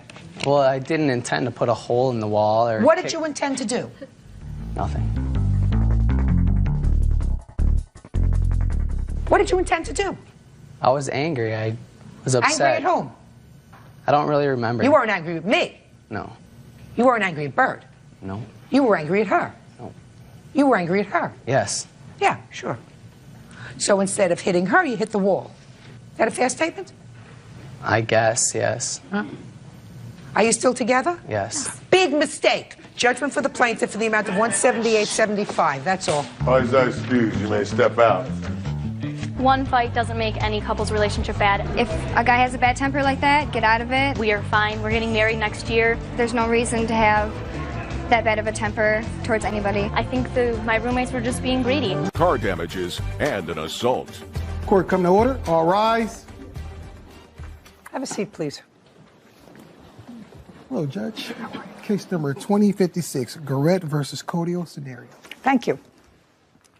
Miss Garrett, this gentleman, Michael Codia, is that correct? Codia? Yes. You and Mr. Codia have been lifelong friends, according Yes. to what I read in the complaint. Lifelong, you're both very young. How do you know him? Well, we used to ride bikes together. His mom used to also braid my hair when I was a child every Sunday. But you and Mr. Codia were never involved in any relationship other than just friendship. No. And Mr. Codia, Miss Serrano is currently your girlfriend. Correct. Yes, Your Honor. She had been your girlfriend and been living with you for a while, and you have a child together. Yes, correct. Well, she's currently pregnant. We're expecting, yeah, they're expecting. Great. You had a fight. Yes. With Miss Serrano. And that was around June of this year. Yes, Your Honor. And it was a substantial enough fight that Miss Serrano left the home. And she left the home with your child. And how old is your child? As I was saying, we are expecting. So you don't have a child No, together? She's 6 months pregnant, currently. Okay. So you just living, and she left. Correct. At about the same time, Miss Garrett, your friend, needed a place to stay. I wouldn't say needed a place to stay, but What would you say? it was more like I kind of had a clue, like she had a place to stay, but it was just one of those No, situations. no, look over here. Look over here. Okay. Okay. Now, Mr. Cody, I want you to understand there are very few stories that are new under the sun. I want you to really understand that. I have children. I have grown grandchildren, boys and girls. I've seen all the movies that I want to see about romance and guys. So your girlfriend leaves you. Yeah. Yes. And would it be fair to say that you invite Miss had you in another apartment? No. So the answer is you had never invited your friend to come and stay with you before. No. Interesting. So on June 27th, she left. On what date did you invite Miss Garrett to come and stay in your apartment? June 16th. June 16th? Yes. So 11 days before Miss Serrano left? Miss Serrano left about a week prior to her coming. What date did you leave, Miss Serrano? Do you recall? I don't recall. I recall it was the end of or mid-June of this year, I would say. I had personal things going on, so I really wasn't, Now, Miss Serrano, I'm going to ask you why you left. We had a falling out. Me and Michael had a falling out. Yes. What did you and Michael have a falling out about? Well, at the time, my mother was in the hospital, so that it was a disagreement surrounding having to move back home and take care of her in the household. And that was pretty much it. Well, what did he say? He said he didn't want you to, and you... Yeah, he pretty much, long story short, didn't want me to move back to my mother's house, so that caused, Okay, so he wanted you to stay? Yes. Yes, he wanted me to stay, but, He wanted you to stay. Now, did you know that the two of you were expecting at that time in June? Yes. So he knew that you were expecting a baby, that you wanted to go back to your mother's house because she was ill and you wanted to help take care of her. Is that correct? Correct, yes. And despite the fact that he said, don't go, you left. Yes, ma'am. And you went home. Yes, ma'am. Okay. And it would be fair to say that he was annoyed. Yes. Oh, I'm getting this whole picture now. It's so easy. Okay. And about a week later, he invites this attractive young lady who's been a friend of his for a long time, a non-romantic friend, but you know that was a sort of a nasty thing to do. Oh, no, I'm fully aware. Yes, ma'am. I just want you to know what you're sort of dealing with. Yes, I'm fully aware of what I'm dealing with. Thank you, though. Thank you. I appreciate it. Thank you. Okay, good. Okay, so, Mr. Cody, I wanted to sort of get even a little bit. You invite Miss Garrett to come and move in, no rent or anything, because you didn't have an agreement to pay rent. You weren't going to pay rent or anything, and you moved in. And you moved in on? I moved in on the 1st. On the 1st of? July. July 1st. Now, Miss Serrano, I'm going to come back to you because this is such a fascinating story. Such a fascinating story. And he deserves to get dumped on a little bit. Oh, there's more where that came from, yes.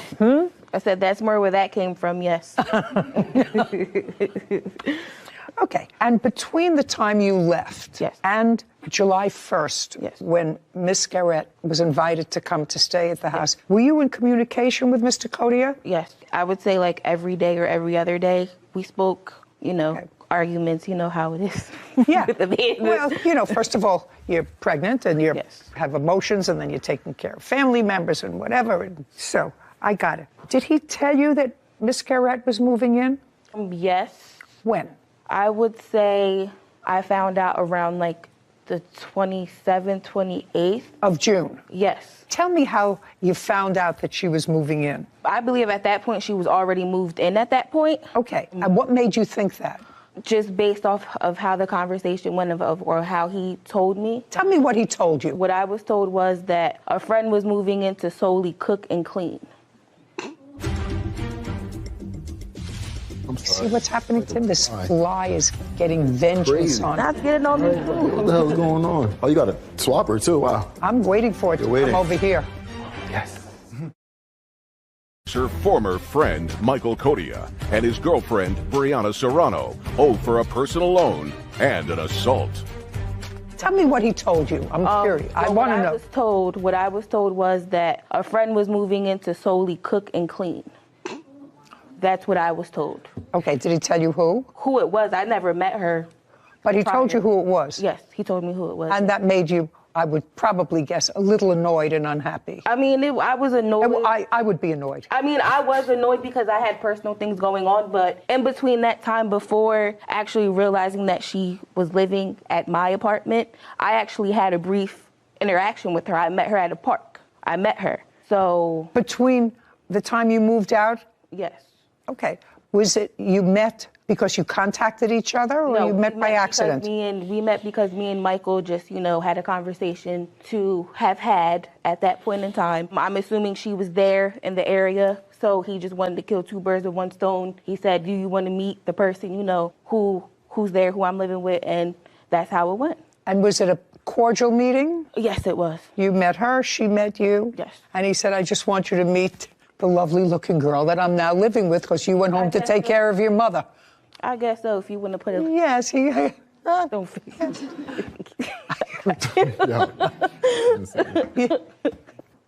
This is what your case is about. First, you claim that you loaned Mr. Kodia $750 for rent. Yes. And you did that because he said once Miss Serrano moved out, she wasn't paying her rent. He was short on rent. That's what I read here. Mr. Kodia has a whole different story. He said while he told you that he was a little short on rent and he was going to have to get a third job.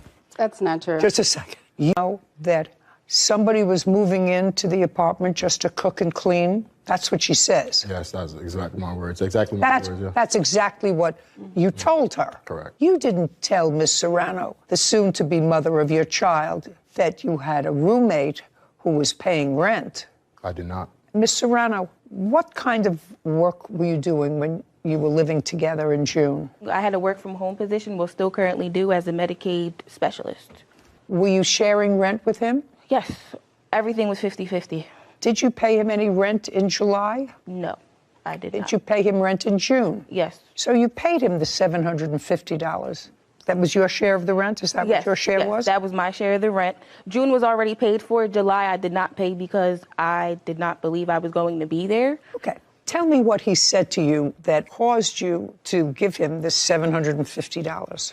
Well, he texted me one morning and said that Brianna was no longer going to pay her half of the rent as of July, and that if he could... You were living there already? Yes. And if I give him $750, he would give it back to me. And we never discussed anything about me cooking or cleaning. I actually brought groceries, which he said that he would pay me back for, too, while I'm staying there. Okay. So you were actually there for 5 days, is that right? About 5 days. 5, 6 days. And at some point around the first week in July, July 5th, 6th, or 7th, you came to the apartment. Yes. Tell me what happened. We had went inside the apartment. Who's we? Michael and I, sorry. Michael so and you I were so you weren't staying there. Where had you met him? We actually met at work. We've been together for a year and a half. I understand that. Yeah.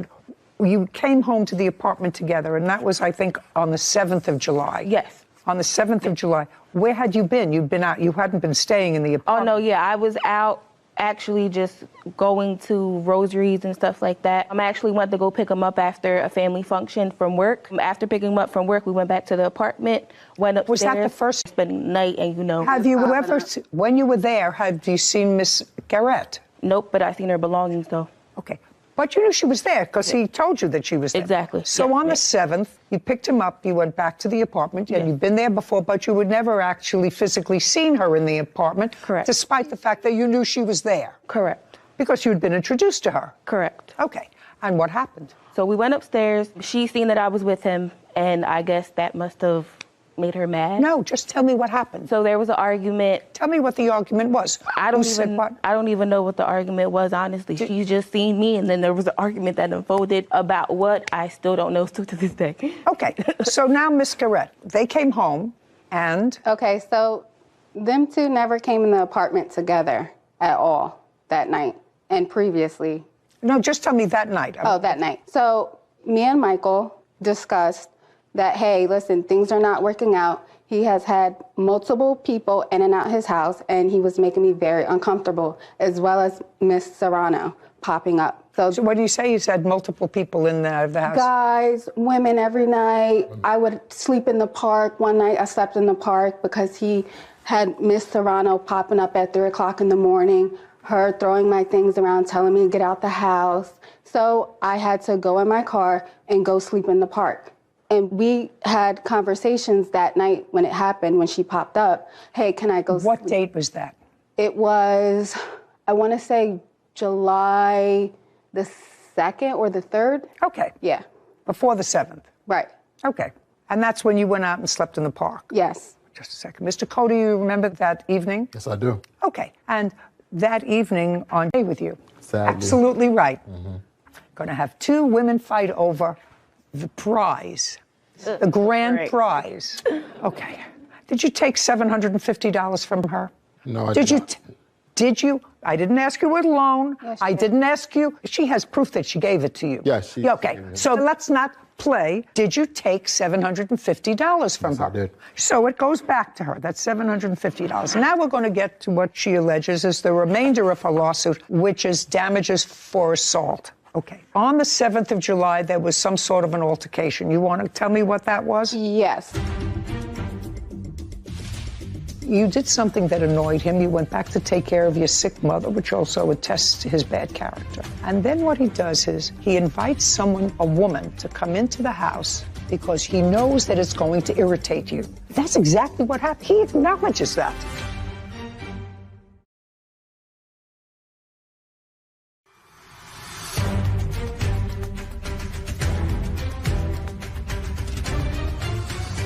Nashera Garrett has accused her former friend, Michael Codia, and his girlfriend, Brianna Serrano, of damaging her car and assaulting her.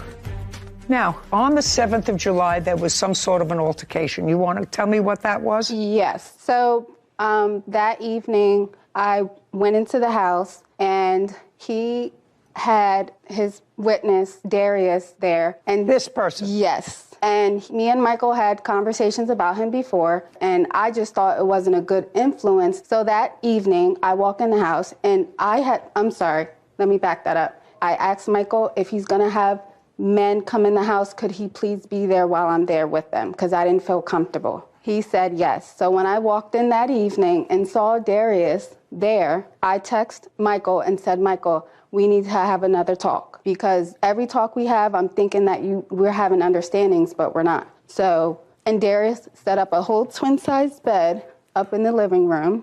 It was around 8:30 when Michael had came, and I was sitting in my car. Me and Michael were talking, and... Was he in your car with you? No. He was outside of my driver's side. So that's when Miss Brianna came, and she started hitting him upside his head, and I tried to get out of the spot that I was in. And next thing I know, my window's down, and she comes and she's attacking me, punching me in my face. She keyed up my car. When she first came up to my window, she keyed my car. Yeah, I can show you. What? Okay, did you file a police report? I didn't.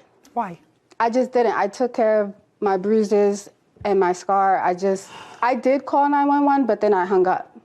I just didn't. And Okay. Do you have photographs of your injury? Yes.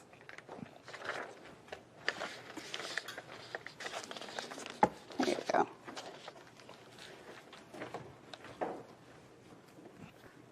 So what you're telling me is that this was a scratch across your chest. Mm-hmm. And that's a scratch that was caused by Miss Serrano. Yes. And that was in July. Yes. Ms. Serrano, I'd like to hear your version of what happened on the 7th of July. Like I said before, there was just an argument that took place. That was nothing I want you to physical. start the argument from the beginning. Okay. Okay. She's outside in her car. Mm-hmm. Michael is talking to her at the car. Oh, yeah. Did you drive over there or did you walk? How did you get there? I parked my car like in front of the house because they were on the side street. So I walked. So you walked there? Exactly. You parked the car. Now, let me ask you a couple of questions, Ms. Serrano. Yeah. Did Mr. Codia ever go? They went the day after that. The conversation was going to be for her to leave the house. Okay. And what were you coming over for? What brought you over there at 8 o'clock at night? For him. What do you mean for him? Well, he left something in my car. He left the charger or something. It was something he left in my car that I was returning back to him. Did you tell him you were coming over? Nope. I just popped up. The answer is no. No.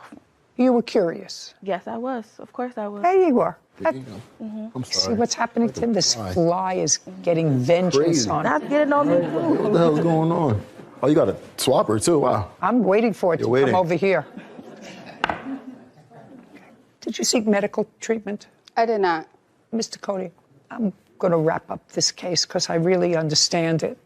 I believe I understand it. What I don't understand is why and this doesn't require an answer, it's sort of a rhetorical question, why you would want to take someone who had been a lifelong friend and someone with whom you are having a child and put either one or both of them in a situation so they don't know each other really, so they don't know whether to like each other or whether not to like each other. I mean, I assume that at this point you would, at least Miss Serrano was planning a long-term relationship with you, and she's having a child, and I assume she thinks you're going to be there to be supportive of the child. Maybe. You have other children? Yes, I do. How many children do you have? I have another son. Okay, how old? 5 years old, 5. And he lives with his mother? Yes, he does. So you see. Yes. There you go. This one's a pesky one. I'm usually good at it. I missed it before. I don't know why you would put them in a situation where they would dislike each other all to satisfy your ego. Wow. Oh, that's exactly what you did. You put them in a position where two apparently nice ladies, The entire time I was with they just know each other for a long time. It was way before me, so I guess if you would have put it like that. And they also went to senior prom together. Just a second. Wow, like I didn't ask you. I'm listen sorry, to me. Your Honor. I didn't ask you anything. This is not a shout out. What I'm telling you is it goes to his character. He knows her for a long time. They never had a romantic relationship. With you, he's had a romantic relationship.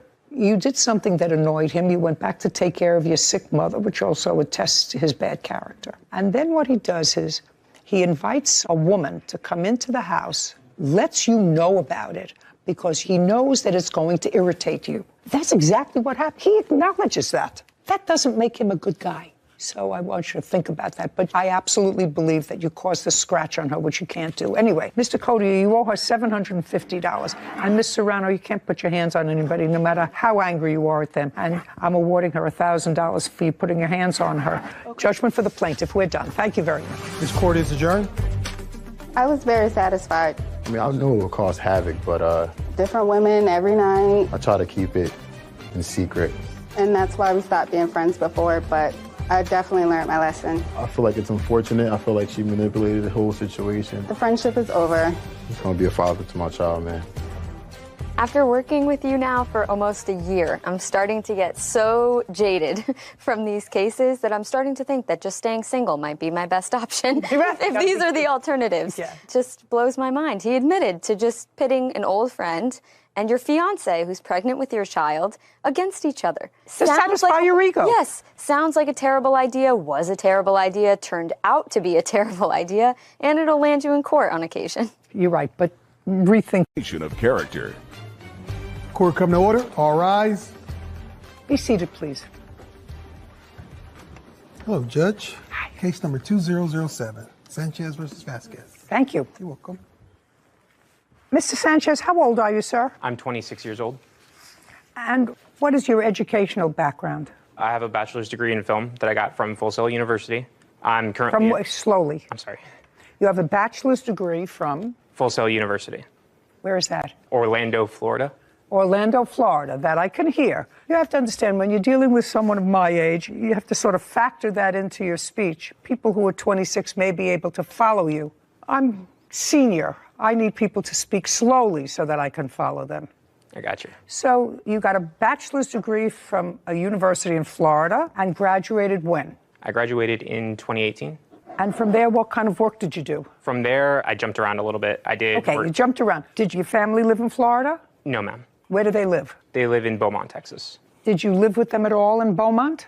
No, ma'am. After college? Not until the pandemic. Okay. Well, the pandemic was in 2020. Yes. So you graduated in June of 2018, and then the pandemic started on or about March of 2020. Yes, ma'am. And in March of 2020, you went home to your parents' house. Yes. And you stayed there until when? I'm still currently there. I started going back to school, actually. When did you start going back to school? My first classes were in December of last year. In Texas? Yes, ma'am. Okay, great. So you actually had a year and a half out of school when you were hopping around. Yes, ma'am. So I want you to tell me who you worked for in that year and a half. I was an intern on a documentary. Okay, and when was that? That was about a few months after I graduated. So maybe September, October? Yeah, probably around there. I did a few independent films. Okay, and what kind of work did you do for them? Just kind of depended what they need, $5 a day. Pay you in cash? They paid me in cash.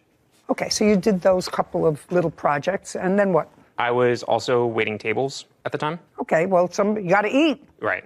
After the pandemic hit, my lease was up. I moved back home. Decided I would go back to school to get a tech job. I'm going for cybersecurity right now. I had heard through a family friend. Okay, let's stop there. This case is, I don't think so difficult, but relatively interesting for me because we don't get them all the time. Mr. Vasquez, you were making a movie. Yes, Your Honor. Is this the first movie you ever made? No, Your Honor. How many movies have you made? This was film number 5 for me. Written, directed, produced. Is it a fiction piece or a documentary? It's actually based on a true story. So it's a docudrama? Correct, yes. See that? Are you impressed with that? There you go, a docudrama. How long a film? 90 to 100 minutes. We're still in post, still editing. So keep your voice up. Approximately how long? 100 minutes. What was your budget? It's still in About what was your budget? Then you're going to tell me where you got the financing. roughly 120,000. Where did you get the money from? A lot of it was my money and other producers. How much did you put in? Over 80,000. And you've got other people in for about 40. Yeah. Did you make money on your other films? I have, yes, in the past. Okay, this is what the case is about.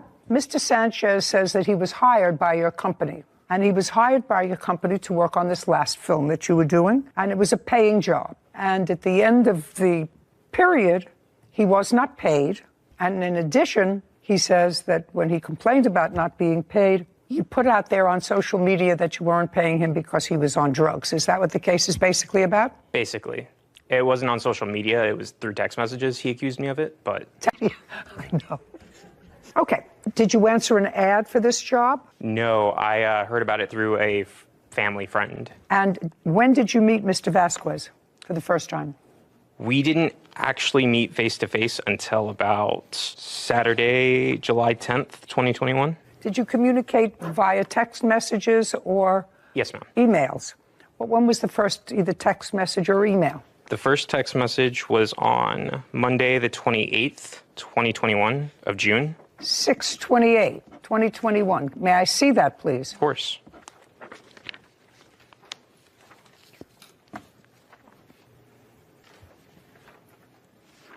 And this one, too. Sorry.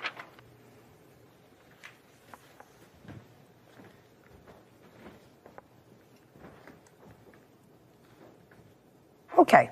Anything else? Okay. So you first met by email. You say you have one spot available for him as an internship, and then practically immediately thereafter, you say somebody's family is sick in the crew. You have a spot for him as an assistant director. So, Your Honor. I'm reading this. Well, you have to tell me what that means. I need a first AD. Someone's family is sick and they can't do it. Correct. So what is an AD? He's basically going to assist me as a director, everything from... Assistant to the director. Correct. Okay. Yes. I need a first AD. Someone's family is sick. So that's different from an internship. Yes, ma'am. Well, I mean, we do have internships where people don't get paid, and then you have internships where they do get paid. Mm-hmm. Most people now pay their interns. Okay. And when you met, because clearly the last email that I just read suggests that you were approaching the door and you're 2 minutes away, and then you met the defendant. Tell me about that conversation. Christian Sanchez claims filmmaker Juan Vasquez owes him for unpaid work. Suggests that you were approaching the door and you're 2 minutes away, and then you met the defendant. Tell me about that conversation. So we met, we sat down. I kind of told him a little bit about my background, like I told you before. He kind of went over like what he was expecting me to do. Just a second. I want you to tell me what he told you that he wanted you to do. Managing the set, creating schedules, calling extras, making sure that they were there on time. Is that what you told him? Yes, basically assisting me whatever I needed. Okay, that sounds like more than a PA. We didn't ask for PAs. No, but what you outlined was clearly more. What did you agree to pay him? Never agreed to pay him anything. So well, how could you do that? He was an intern. He was presented to me as an intern. No. Not after this text message.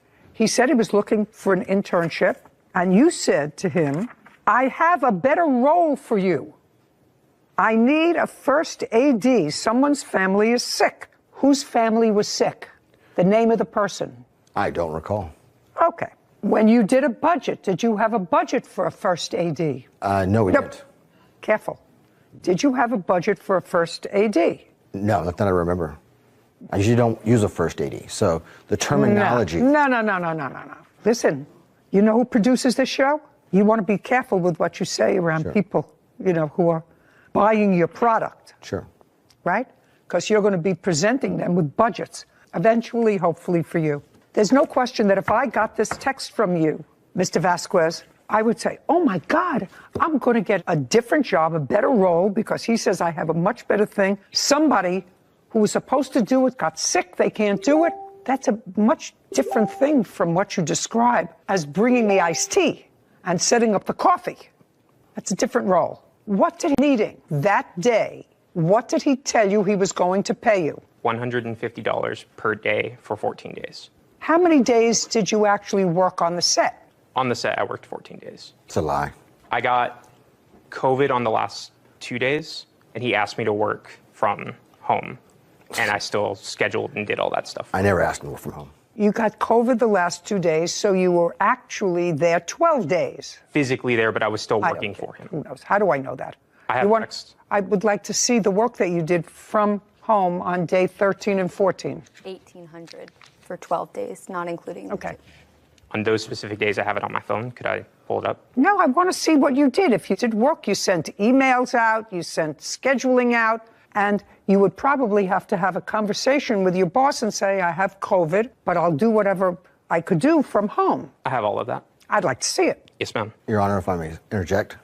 Yeah. So he shows up to the set sick with COVID, gets everybody sick. I had to call the next day of filming because of that. Are you talking about after he was there for 12 days? Yes, I'm talking about that particular part, but I'm talking about he was there for 12 days. He didn't have COVID for 12 days. we don't know that. Well, who knows that? I don't know if you have COVID. We just got tested, Your Honor. Who knows if you have COVID? Who knows if I have COVID? All I know is I came to work today. I expect to be paid. I wouldn't come to work if I was sick and laying in bed and feeling nauseous and... Your Honor, if you had a remote position, that'd be different. He didn't have a remote position. I'm not talking about his 2 days. He was there 12 days. He did it throughout the course of the project. He was never on time. I don't care if he was never on time. If he was never on time, sir, then you fire him. There was days he was not on set. Listen to me. Okay. If he was never on time, then you tell him don't come back after the second day. But if you let him come for 12 days and do whatever he does, I mean, Mr. Vasquez, I'm going to make this as painless for you as possible. There are some employees that I have had over the years that were terrific. Period. I couldn't do it because of human resources. Sure. They have a whole protocol, volumes, like an Encyclopedia Britannica, what you have to go through to fire somebody who's not doing their job. Right. But you have to pay him until you can fire him. If you have him come to work, even if he's doing a terrible job, you still have to pay him. Now, if he goes home because he's sick and you're not giving him sick leave and you don't agree for him to work remotely, that's on him. Does that sound fair to you? Yeah, absolutely. I'm so glad. Unless, of course, you agree to have him work remotely, then you have to pay him for 14 days. Right. It starts right there, Your Honor, and then the next 2 days follow it.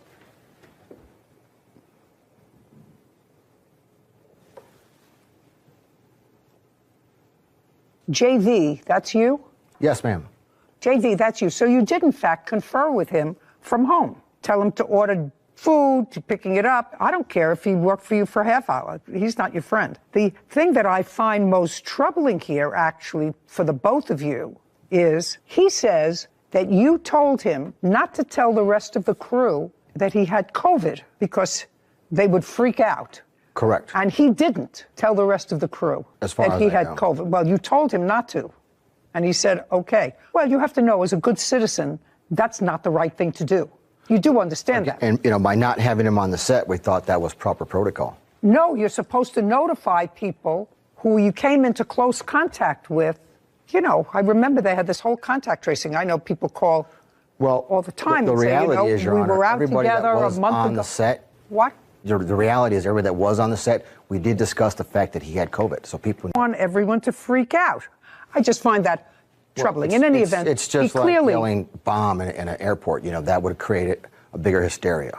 Well, that's what COVID is. COVID is a bomb in an airport. We conveyed to everybody on the set what was going on. The reality is this man was presented as an intern, never said paid internship. Once he got on the set, he tried to strong arm us, then demanded the money once he had all the information on the set. We didn't hire him. We didn't post a job for him. We made a job for him because a producer called me up. This is when nepotism goes bad. This kid couldn't even order pizza, Your Honor. He spent $300 at Domino's. Who spends $300 at Domino's? Mr. Vasquez, then you fire him. I should have fired him. Do you him. understand? I should have fired him. Then your recourse is to fire him. And you're a little company that doesn't have an HR department. Say, you know what? What's your first name? Christian. Christian, you're a nice guy, but it's not working out here. We're going to pay you for 3 days because that's what you were here. Don't come back. I'm going to get somebody else. And you should have done that, Your Honor. But that's what you should have done. Yes. But that's not what you did. You continued to use whatever limited services he provided, even when he was home with COVID. Yes. Even when he went home with COVID, you continued to ask him to do things for your company and for the film, and that you can't do without compensating him. Christian Sanchez has accused his former employer, Juan Vasquez, of not paying him for 14 days of work. Juan claims Christian was incompetent and never a paid employee. Okay, even when he went home with COVID, you continued to ask him to do things for your company and for the film, and that you can't do without compensating him. You can't. Okay, so you owe him $2,100 because I assume you paid him nothing. Now, let's get to the second part of your claim, which is defamation. That I'd like to see. I mean, if you're going to be a producer, if you're going to make films, sir, right away, without risking my house and my car and my dog. I was taking him on as a basically. I don't care what you were thinking. That's not what you said. Asked me to take him on. That's why I took him on. He actually called me and told me how good of a job I was doing. It doesn't require an answer. Okay. And I can show the messages how he came to be on the set. He was presented. Just a second. I don't care how he was presented to you. If your Aunt Tilly said, do me a favor, this is my godson. It was his Aunt Tilly. He hasn't been able to get a job since he graduated from college. He hasn't made He's home. He's home in the attic of his parents' house playing the guitar. We want him to have a job. It's irrelevant. You gave him a job. And if he didn't work out, say, what was the name of that woman from that show that says you're fired or something? Well, anyway, you say you're fired. That's easy. Do we remember the name of that woman from England who had a show where she said, you're out, get out? I don't know. She was terrific. Let me see. The weakest link. Weakest link. That was the lady. Perfect. Thank you. And that's a direct text message to him. I never posted on social media. Oh. It was actually a group text. Just a second. So, Mr. Vasquez, in here, you say to him, this is the second part of his case, which is for defamation. And that's okay. He didn't defame you. Okay. Sir, he said they're taking you out of the credits, but you were never promised credits. In the contract, it says I am. Let me see where in the contract it said you'd be in the credits. And I didn't even know there was a contract. I thought He's you had also done this before. Shh. Oh, wait. Shh. Shh.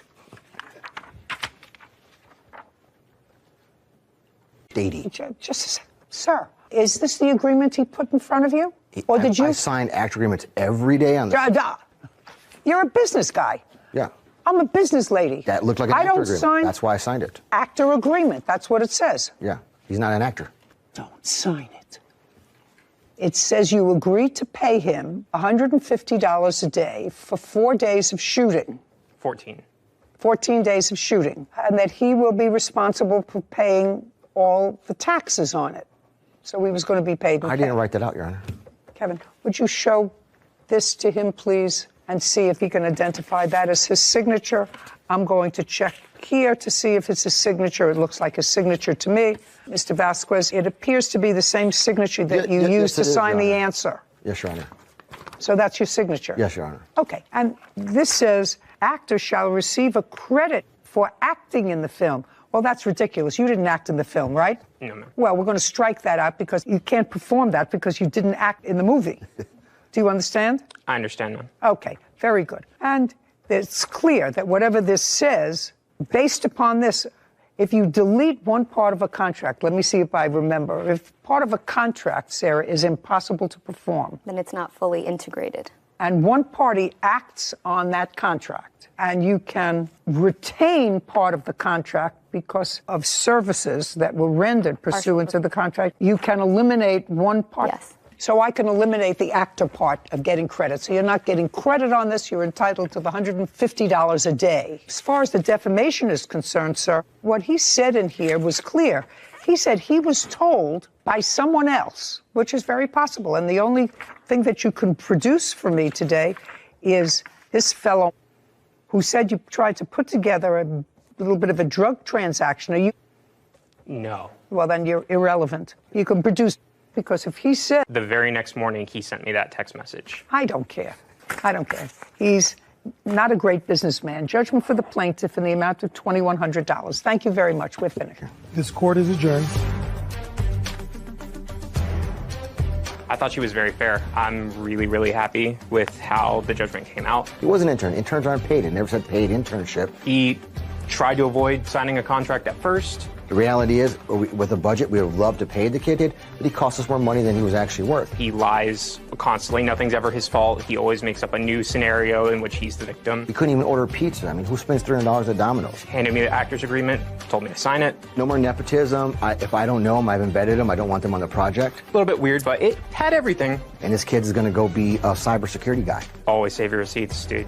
Always just keep any sort of communications, even if it's a phone call, send a text or an email that just recaps what you said. I was so happy to vent for a moment on the current inability to fire inept people and to fire people who aren't doing their job, which has been getting worse over the last quarter of century. I actually believe that HR is a vital service for people who are unjustly, based on something other than their performance, treated badly by an employer. Mm-hmm. And harassment in the workplace, I think, is important. Anyway, I got that out of my system. The contract. Yeah, the contract. I think it was unenforceable to begin because I think the form was clearly erroneous. It wasn't the proper form. He wasn't an actor. Both of them knew he wasn't an actor. Right. However, it was signed by both parties, and there was substantial performance on behalf of the plaintiff by showing up to work every day, performing his duties under the contract. So as soon as he substantially performed the contract, the defendant can't then...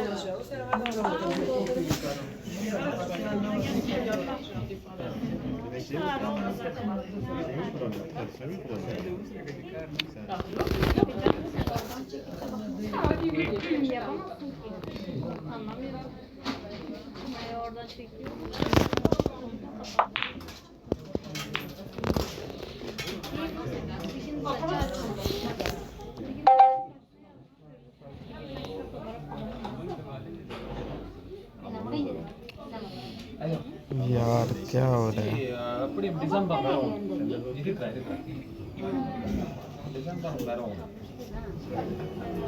ഇനി 2 നാൾ തന്നെ വരും അപ്പോൾ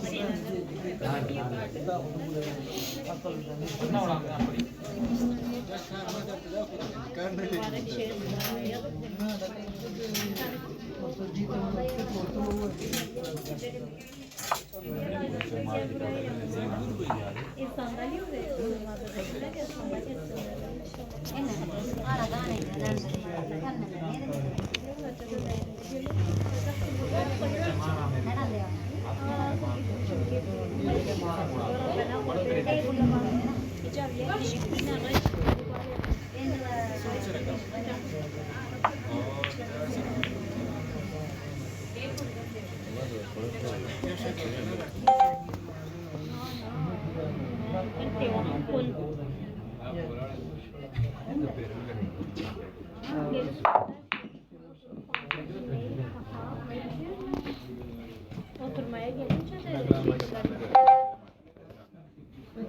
bütün başkanlar de yazmadan.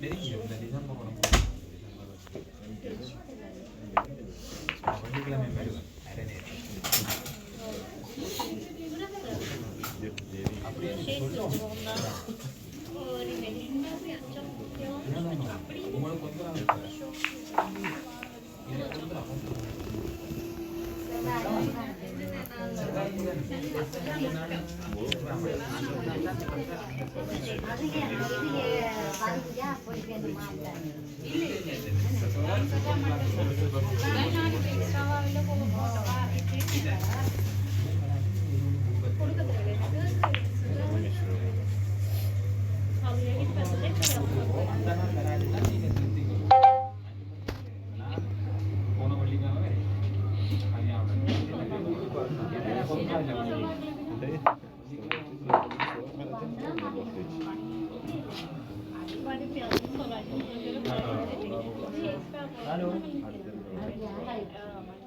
Kesin hallederiz yani. Buraya geldik ya. Bu hafta da sen. 94 günü. Zaten günümüz var. Rahatlık. Peki, Fransızlar gibi. Rahat ol.